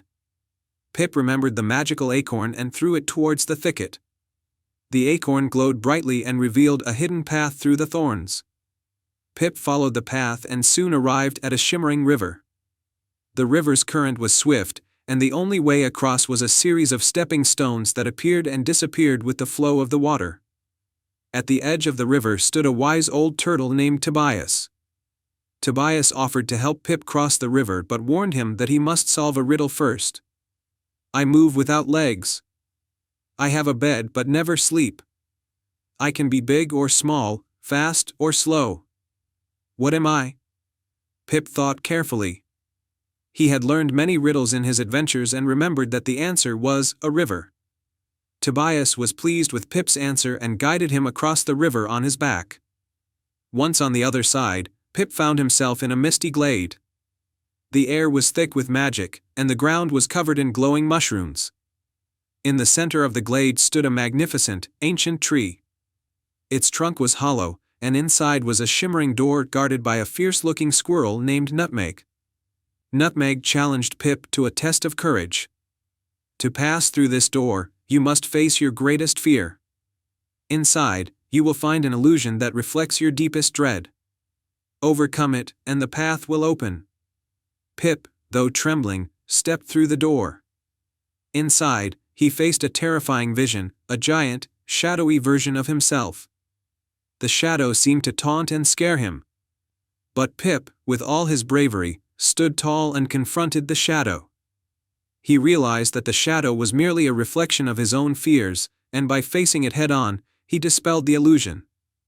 The door opened, and Pip found himself in a grand chamber illuminated by the soft glow of the grove's heart, which was trapped in a cage of dark magic. Morgana, the sorceress, was hovering nearby, her eyes gleaming with malice. "Ah, a brave little mouse," Morgana sneered. "You think you can defeat me and reclaim the heart? It is too late." Pip knew he had to be clever. Using the silver lantern, he cast a beam of light that revealed Morgana's weakness, a powerful amulet she wore that was the source of her dark magic. With quick thinking, Pip used the magical acorn to reveal a hidden spring beneath the cage. He threw the acorn into the spring, and it started to bubble and glow, breaking the dark magic around the cage. Morgana tried to stop him, but Pip's courage in the light from the lantern overwhelmed her. The amulet was shattered, and Morgana's dark magic dissipated. With a final burst of energy, Pip freed the grove's heart from its cage. The heart's light filled the chamber, restoring its vibrant glow and banishing the darkness. Pip carefully carried the heart back to the enchanted grove, where the magical creatures greeted him with cheers and gratitude. Elder Thistle thanked Pip for his bravery and returned the grove's heart to its rightful place. The enchanted grove was restored to its former beauty, with its magic shining even brighter than before. Pip's adventure had not only saved the grove but also proven that even the smallest of heroes could achieve great things. As a reward, Pip was granted a special gift by the magical creatures, the ability to visit any part of the kingdom of Alolan whenever he wished, allowing him to continue his adventures and explore the world beyond the grove. From that day on, Pip became a legend in Alolan, known as the brave little mouse who saved the enchanted grove. His tale was told far and wide, inspiring others to find courage within themselves and believe that even the smallest among us can make a big difference. The end. Once upon a time, in a realm where mountains kissed the clouds and rivers gleamed like silver threads, there was a hidden kingdom known as Lumina. Lumina was a place of breathtaking beauty and magic, with its streets paved in sparkling stones and its skies adorned with shimmering constellations. At the heart of this enchanted kingdom stood the Great Lantern of Lumina, a colossal lantern that bathed the land in warm, golden light. Legend had it that the lantern had the power to protect the kingdom from darkness and ensure prosperity. But one fateful day, a terrible storm of darkness swept across Lumina, casting a shadow that extinguished the Great Lantern's light. The kingdom fell into gloom, and its once vibrant streets became shrouded in perpetual twilight. The people of Lumina were filled with despair, for without the lantern's light, their beloved kingdom was slowly fading away. In a nearby village, there lived a young girl named Mira. Mira had always been fascinated by the stories of Lumina and the Great Lantern. When she learned of the kingdom's plight, she felt a deep sense of responsibility and decided to embark on a quest to restore the lantern's light and save Lumina. With a heart full of determination, Mira set out on her journey. She traveled through dense forests where the trees whispered secrets, crossed misty valleys, and climbed rugged hills. Her path was guided by an ancient map that her grandmother had once shown her, a map that was said to lead to the hidden heart of Lumina. As she ventured deeper into the kingdom, Mira encountered a series of challenges. Her first trial took her to the Whispering Woods, a mystical forest where the trees communicated in soft murmurs. The guardian of the woods, an ethereal fae named Lyra, appeared before her. To find the way to the Great Lantern, Lyra said, "You must solve the riddle of the Whispering Woods. Only then will the path be revealed." The riddle was, "I am not alive, but I grow. I do not have lungs, but I need air. I do not have a mouth, but water kills me. What am I?" Mira thought deeply about the riddle. "Fire," she answered. Lyra's eyes sparkled with approval. "You have solved the riddle. Follow the path of moonlight to continue your journey." Mira thanked Lyra and followed the path illuminated by the soft glow of moonlight. The trail led her to the entrance of an ancient cave, where she faced her second challenge. Inside the cave, Mira found a shimmering pool with an enchanted mirror resting on its surface. The mirror reflected not just images, but emotions and intentions. The guardian of the cave, a wise old tortoise named Grayson, appeared. To proceed, Grayson said, "You must look into the mirror and show me the true nature of your heart. Only those with a genuine desire to help can pass." Mira gazed into the mirror, and it reflected her deepest feelings, her love for her home, her determination to save Lumina, and her hope for a brighter future. The mirror's surface rippled, and Grayson nodded in satisfaction. "You have shown the true nature of your heart. The final trial awaits." Mira thanked Grayson and continued her journey. She soon arrived at the base of the Great Lantern, now dark and lifeless. At its base, she found a door that led to the lantern's heart. The door was locked with an intricate mechanism. Just then, a soft voice echoed through the chamber. It was the spirit of Lumina, a gentle presence who had watched over the kingdom for centuries. To restore the light, the spirit said, "You must ignite the lantern's flame with the warmth of your heart and the courage of your spirit." The lantern's key is not a physical object but a gesture of pure selflessness. Mira took a deep breath and closed her eyes, focusing on her love for Lumina and her wish to see the kingdom restored. She reached out and placed her hands upon the lantern's base, channeling all her warmth and hope into the mechanism. As she did, the lantern began to glow with a soft, golden light. The darkness that had enveloped Lumina began to recede, and the once faded streets of the kingdom began to shine with renewed brilliance. The great lantern's light grew brighter, filling the kingdom with a warm, golden glow. The people of Lumina emerged from their homes, their faces alight with joy and relief. The kingdom was restored, and the darkness was driven away.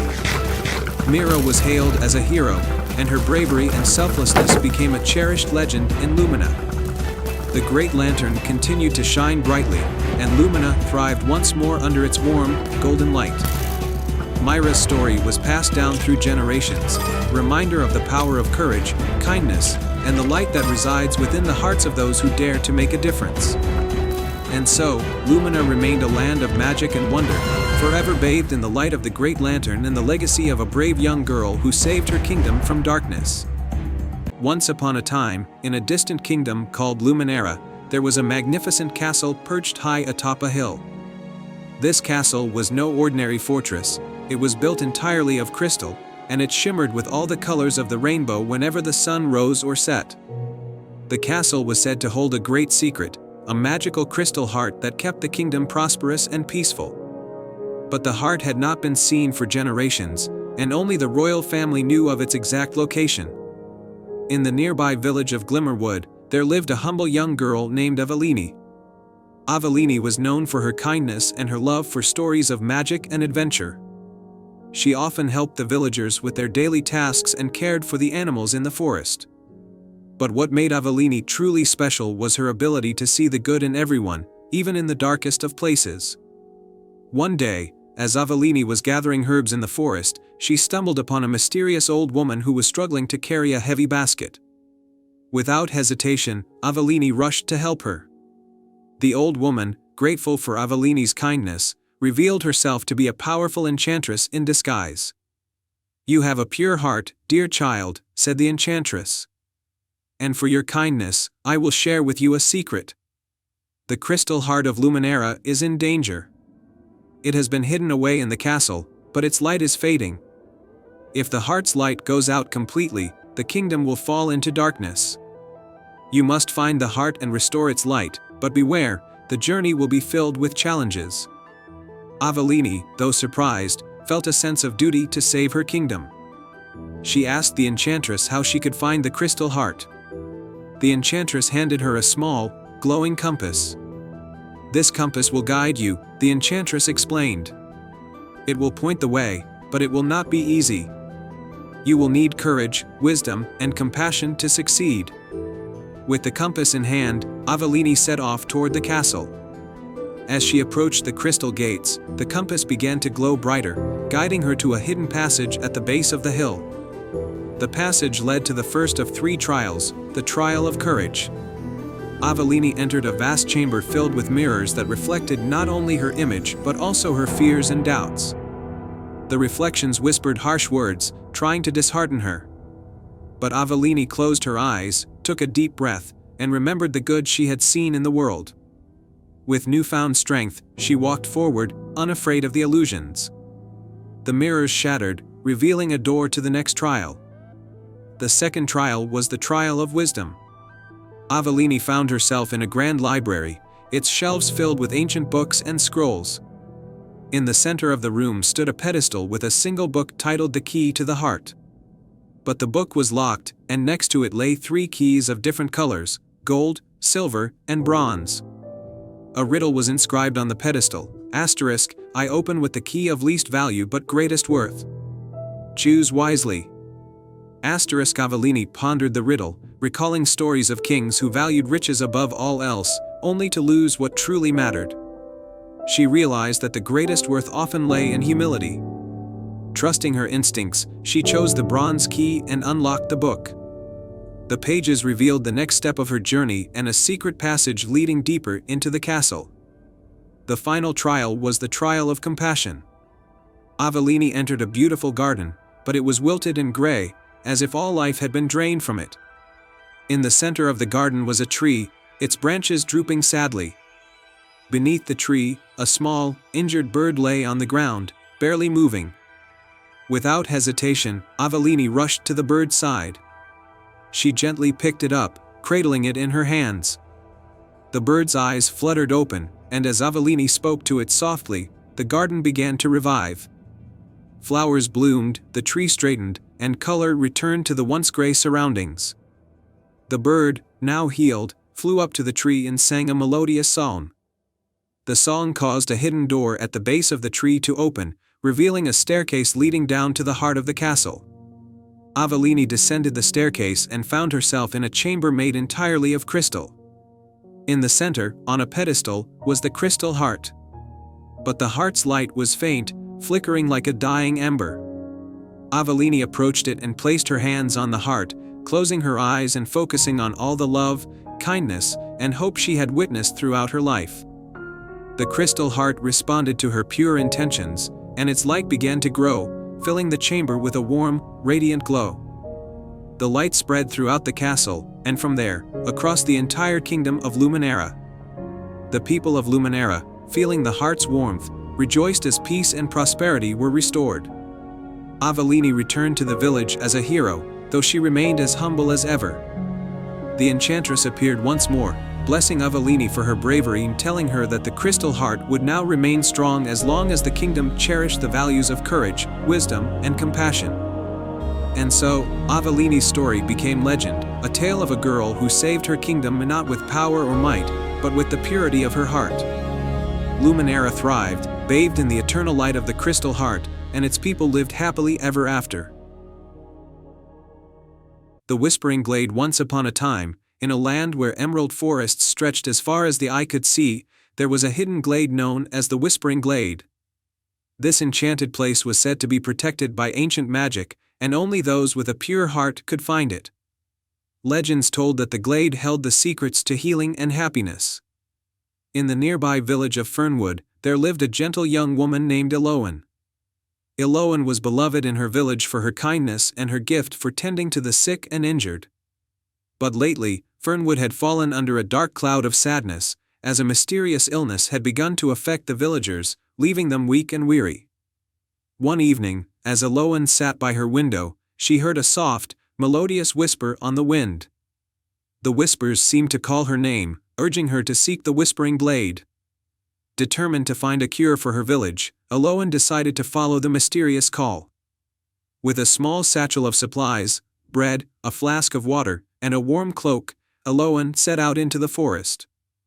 The trees were tall and majestic, their leaves rustling with secrets. She followed a narrow path, which seemed to guide her deeper into the woods. The air grew cooler, and the forest became quieter, until only the sound of her footsteps could be heard. After hours of walking, Eloan stumbled upon a large, ancient oak tree with a hollow trunk. Inside the hollow was a delicate, glowing flower. As she reached out to touch it, a gentle voice spoke from the tree. "Welcome, brave Eloan. To enter the Whispering Glade and find the cure for your village, you must complete 3 tasks. Each task will reveal a truth about yourself and your heart." Eloan nodded, ready to face whatever challenges lay ahead. The first task led her to a clearing where a magical spring bubbled with crystal clear water. Beside the spring lay a golden cup, and a riddle was inscribed on a nearby stone: "I have cities, but no houses. I have mountains, but no trees. I have water, but no fish. What am I?" Eloan thought deeply about the riddle and answered, "A map." The spring's waters sparkled with approval, and a hidden pathway appeared, leading her further into the forest. The second task brought Eloan to a grove where she found a group of small, enchanted creatures. They were trapped in a tangled web spun by a mischievous spider. The creatures pleaded for help, but they were fearful of the spider, which guarded the web fiercely. Without hesitation, Eloan carefully approached the spider, speaking to it with kindness. She explained how the creatures needed to be freed and promised to help the spider find a new home where it could spin its web in peace. Moved by her compassion, the spider agreed to let the creatures go. Eloan gently untangled the web and freed the creatures, who thanked her with joyous cheers. The grove's trees swayed with delight, and a new path opened up, leading Eloan closer to her goal. The final task was the most challenging. Eloan arrived at a tranquil meadow where a large stone stood with a keyhole. Beside it was a shimmering, golden key on a pedestal. The key was surrounded by a circle of stones, each bearing an inscription about the virtues of bravery, wisdom, and love. Eloan realized that to unlock the stone, she needed to show that she embodied these virtues. She closed her eyes and reflected on her journey. She had shown bravery in facing the unknown, wisdom in solving the riddle, and love in helping the enchanted creatures. With these virtues in her heart, Eloan approached the stone and gently inserted the key. The stone slid away to reveal a hidden passage leading to the Whispering Glade. As Eloan stepped into the glade, she was greeted by a breathtaking sight. The glade was filled with vibrant, healing herbs and flowers, their petals glowing softly in the moonlight. In the center of the glade was a pool of water, and beside it lay an ancient, silver bowl. The same gentle voice spoke again, "You have proven your heart's true worth. Use the herbs and flowers from this glade to heal your village." Eloan carefully gathered the herbs and flowers, filling her satchel with the precious ingredients. As she made her way back to Fernwood, she felt a sense of hope and purpose. Upon her return, Eloan prepared remedies from the glade's plants and distributed them among the villagers. The healing powers of the herbs worked swiftly, and soon, the village was revived with renewed strength and happiness. The villagers celebrated Eloan's bravery and kindness, and the Whispering Glade became a symbol of hope and healing in their hearts. Eloan's story was told for generations, a reminder of the magic that exists when one's heart is true and selfless. And so, the village of Fernwood thrived once more, blessed by the magic of the Whispering Glade and the courageous spirit of one remarkable woman. The Forest of Whispers. Once upon a time, in a land where rolling hills met dense, ancient forests, there was a small village named Willowbrook. The village was surrounded by the mysterious Forest of Whispers, a place known for its enchanting beauty and the magical secrets hidden within its depths. In Willowbrook lived a brave and kind-hearted boy named Finn. Finn had always been fascinated by the Forest of Whispers, despite the stories that warned of its dangers. According to the villagers, the forest was home to magical creatures and hidden wonders, but it was also said that those who entered without a pure heart might never return. One crisp autumn morning, as Finn walked along the edge of the forest, he overheard a troubling conversation among the villagers. They spoke of a terrible drought that had struck the land, threatening their crops and their way of life. The villagers had tried everything to bring back the rain, but nothing seemed to work. Finn felt a deep sense of concern for his village and decided he would venture into the Forest of Whispers to find a solution. He believed that the forest might hold the key to their problems, even if it meant facing unknown challenges. With a determined heart, Finn packed a small bag with essentials, a loaf of bread, a flask of water, and a silver locket his grandmother had given him for protection. As he entered the forest, the trees seemed to whisper secrets, and the air was filled with a fragrant, earthy scent. The forest was more enchanting than Finn had imagined. Glowing fireflies danced around him, and the leaves rustled like soft melodies. As he ventured deeper, he came upon a clearing where an ancient stone well stood. The well was covered in intricate carvings of mystical symbols. Finn approached the well and peered into its depths. To his surprise, a gentle voice spoke from the darkness below. "Brave traveler, what brings you to the Forest of Whispers?" Finn took a deep breath and spoke honestly. "Our village is suffering from a drought. I have come to find a way to bring back the rain and save my people." The voice responded with a soft, melodic hum. "To find the answer, you must seek out the 3 guardians of the forest. They hold the keys to restoring balance. Only by proving your courage, kindness, and wisdom will you gain their aid." Finn thanked the voice and set off to find the guardians. The first guardian he encountered was a majestic stag with antlers that sparkled like starlight.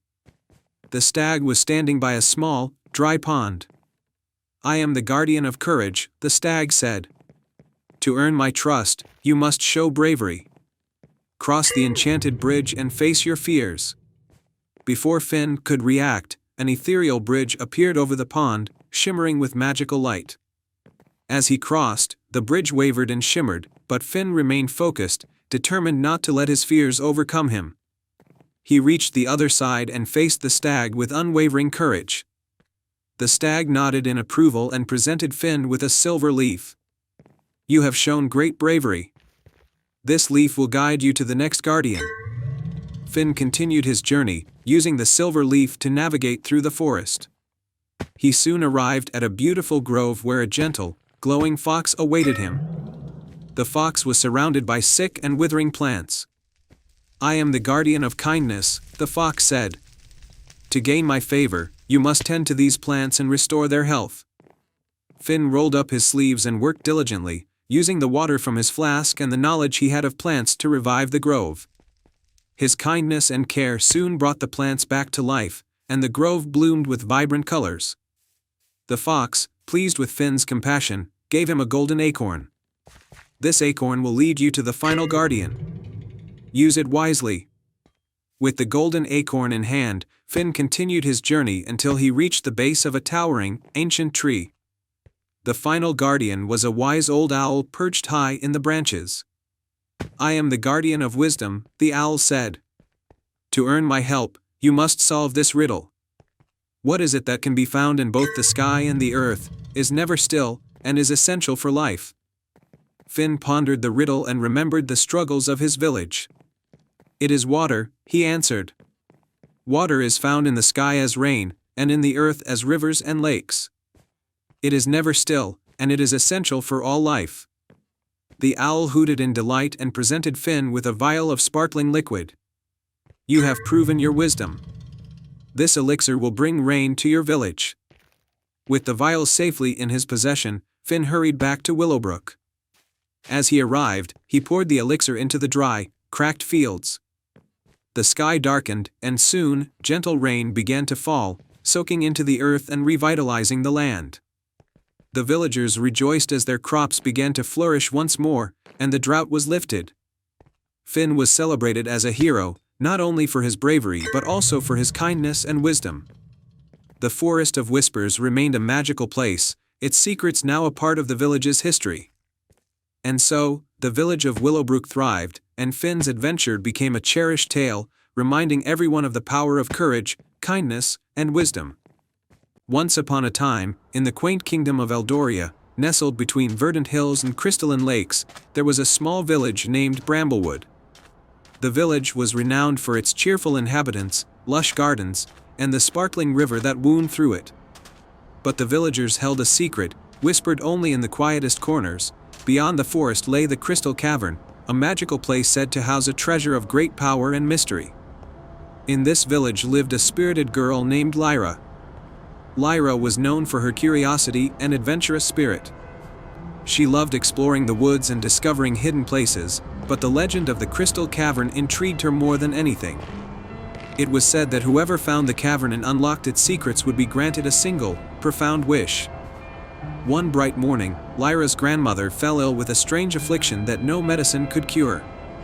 The village healer tried everything, but nothing seemed to help.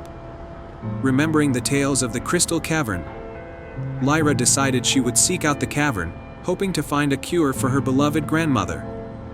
With a heart full of hope and determination, Lyra packed a small bag with essentials, a loaf of bread, a flask of water, a warm cloak, and her grandfather's old compass, which had guided their family for generations. She kissed her grandmother goodbye and set off toward the forest. The forest was enchanting yet mysterious. The trees seemed to whisper secrets, and the path ahead was cloaked in shadows and light. After hours of walking, Lyra found herself at the edge of a hidden glade, where a small, ancient door was set into the base of a massive oak tree. The door was adorned with intricate carvings of mythical creatures and glowing with a soft, inviting light. Lyra pushed the door open and stepped into a narrow passage that descended gently into the earth. The walls of the passage were lined with shimmering crystals that cast a soft, multicolored glow. The deeper she went, the more the passage opened up into a vast underground cavern. At the heart of the cavern was a magnificent pool of water surrounded by towering crystals. The light from the crystals danced on the water's surface, creating a kaleidoscope of colors. On a pedestal in the center of the pool sat a crystal orb that pulsed with a warm, golden light.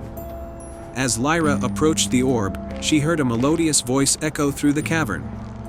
To claim the treasure of the crystal cavern, you must face the trials of the heart and mind. The first trial came in the form of a shimmering mirage. Lyra found herself in a forest identical to the one she had left, but the path seemed to twist and change with each step. The mirage tested her resolve and patience, but Lyra remained focused on her goal, following her heart's true direction. As she emerged from the mirage, she faced the second trial, a riddle posed by a wise old owl perched atop a crystal branch. The owl's eyes sparkled with ancient knowledge as it spoke. "I have keys but open no locks, I have space but no rooms. You can enter but cannot leave. What am I?" Lyra pondered the riddle. She thought of the various things that could fit the description. "A piano," she answered. The owl hooted with approval, and the path to the final trial was revealed. The final trial was a test of courage and compassion. A gentle mist filled the cavern, and Lyra saw a vision of her grandmother lying in bed, weak and frail. The mist seemed to mirror her feelings of fear and sadness. To pass this trial, Lyra had to confront her deepest fears and doubts about her grandmother's condition. Summoning her courage, Lyra stepped into the mist and spoke aloud her love and hope for her grandmother. She imagined her grandmother healthy and happy, and her heartfelt words filled the cavern with a warm, soothing light. As Lyra completed the trial, the light coalesced into a radiant figure, a guardian spirit of the cavern. The spirit spoke in a gentle, reassuring voice. "You have faced the trials with a pure heart and unwavering love. The crystal orb is yours to claim." Lyra took the orb, feeling its warmth and power. She thanked the guardian spirit and made her way back to the surface, the orb glowing softly in her hands. Upon returning to Bramblewood, Lyra carefully placed the crystal orb next to her grandmother. As the orb's light touched her grandmother, a gentle glow enveloped her, and her strength began to return. Slowly but surely, her grandmother's health improved, and she awoke feeling revitalized and joyful. The village celebrated Lyra's bravery and the miraculous recovery of her grandmother. The tale of Lyra's quest to the Crystal Cavern became a cherished story in Bramblewood, a testament to the power of love, courage, and determination. The Crystal Cavern remained a place of magic and wonder, hidden deep within the forest, waiting for those with pure hearts to seek its secrets. And in the heart of Bramblewood, under the glow of the crystal orb, the village thrived in happiness and harmony, forever grateful for the light of hope that had guided their way. Once upon a time, in a charming village surrounded by whispering forests and rolling hills, there was a small music shop owned by a gentle man named Simon.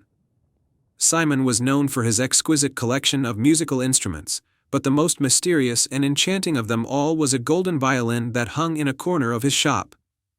Legend had it that this violin possessed the power to unlock a hidden realm of magic when played with true passion and pure heart. The village was home to a spirited girl named Alara, who had a deep love for music. She had grown up hearing tales of the hidden realm and dreamed of discovering its wonders.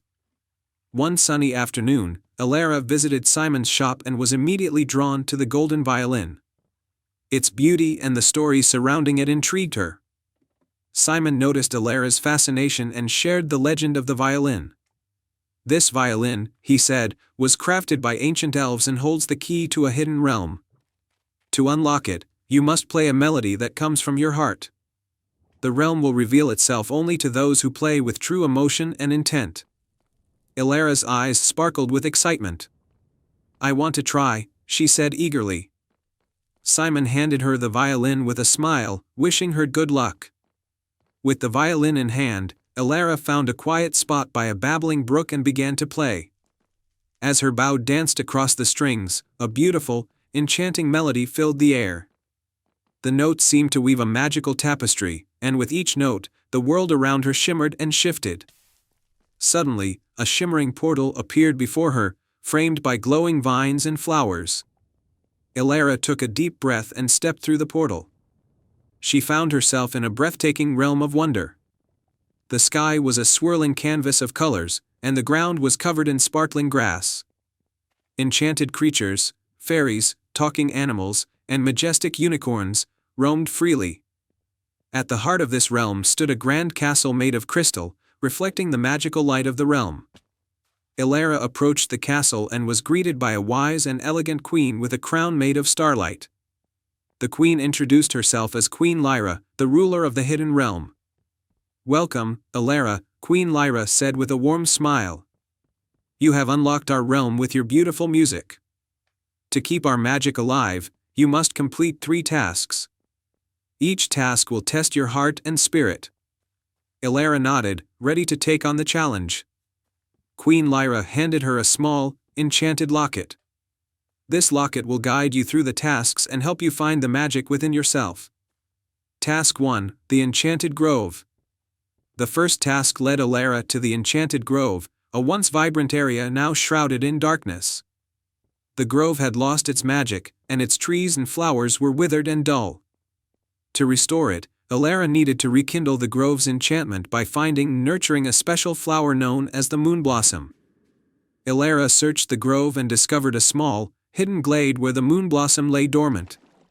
She gently planted it in the center of the grove and watered it with a potion provided by the locket.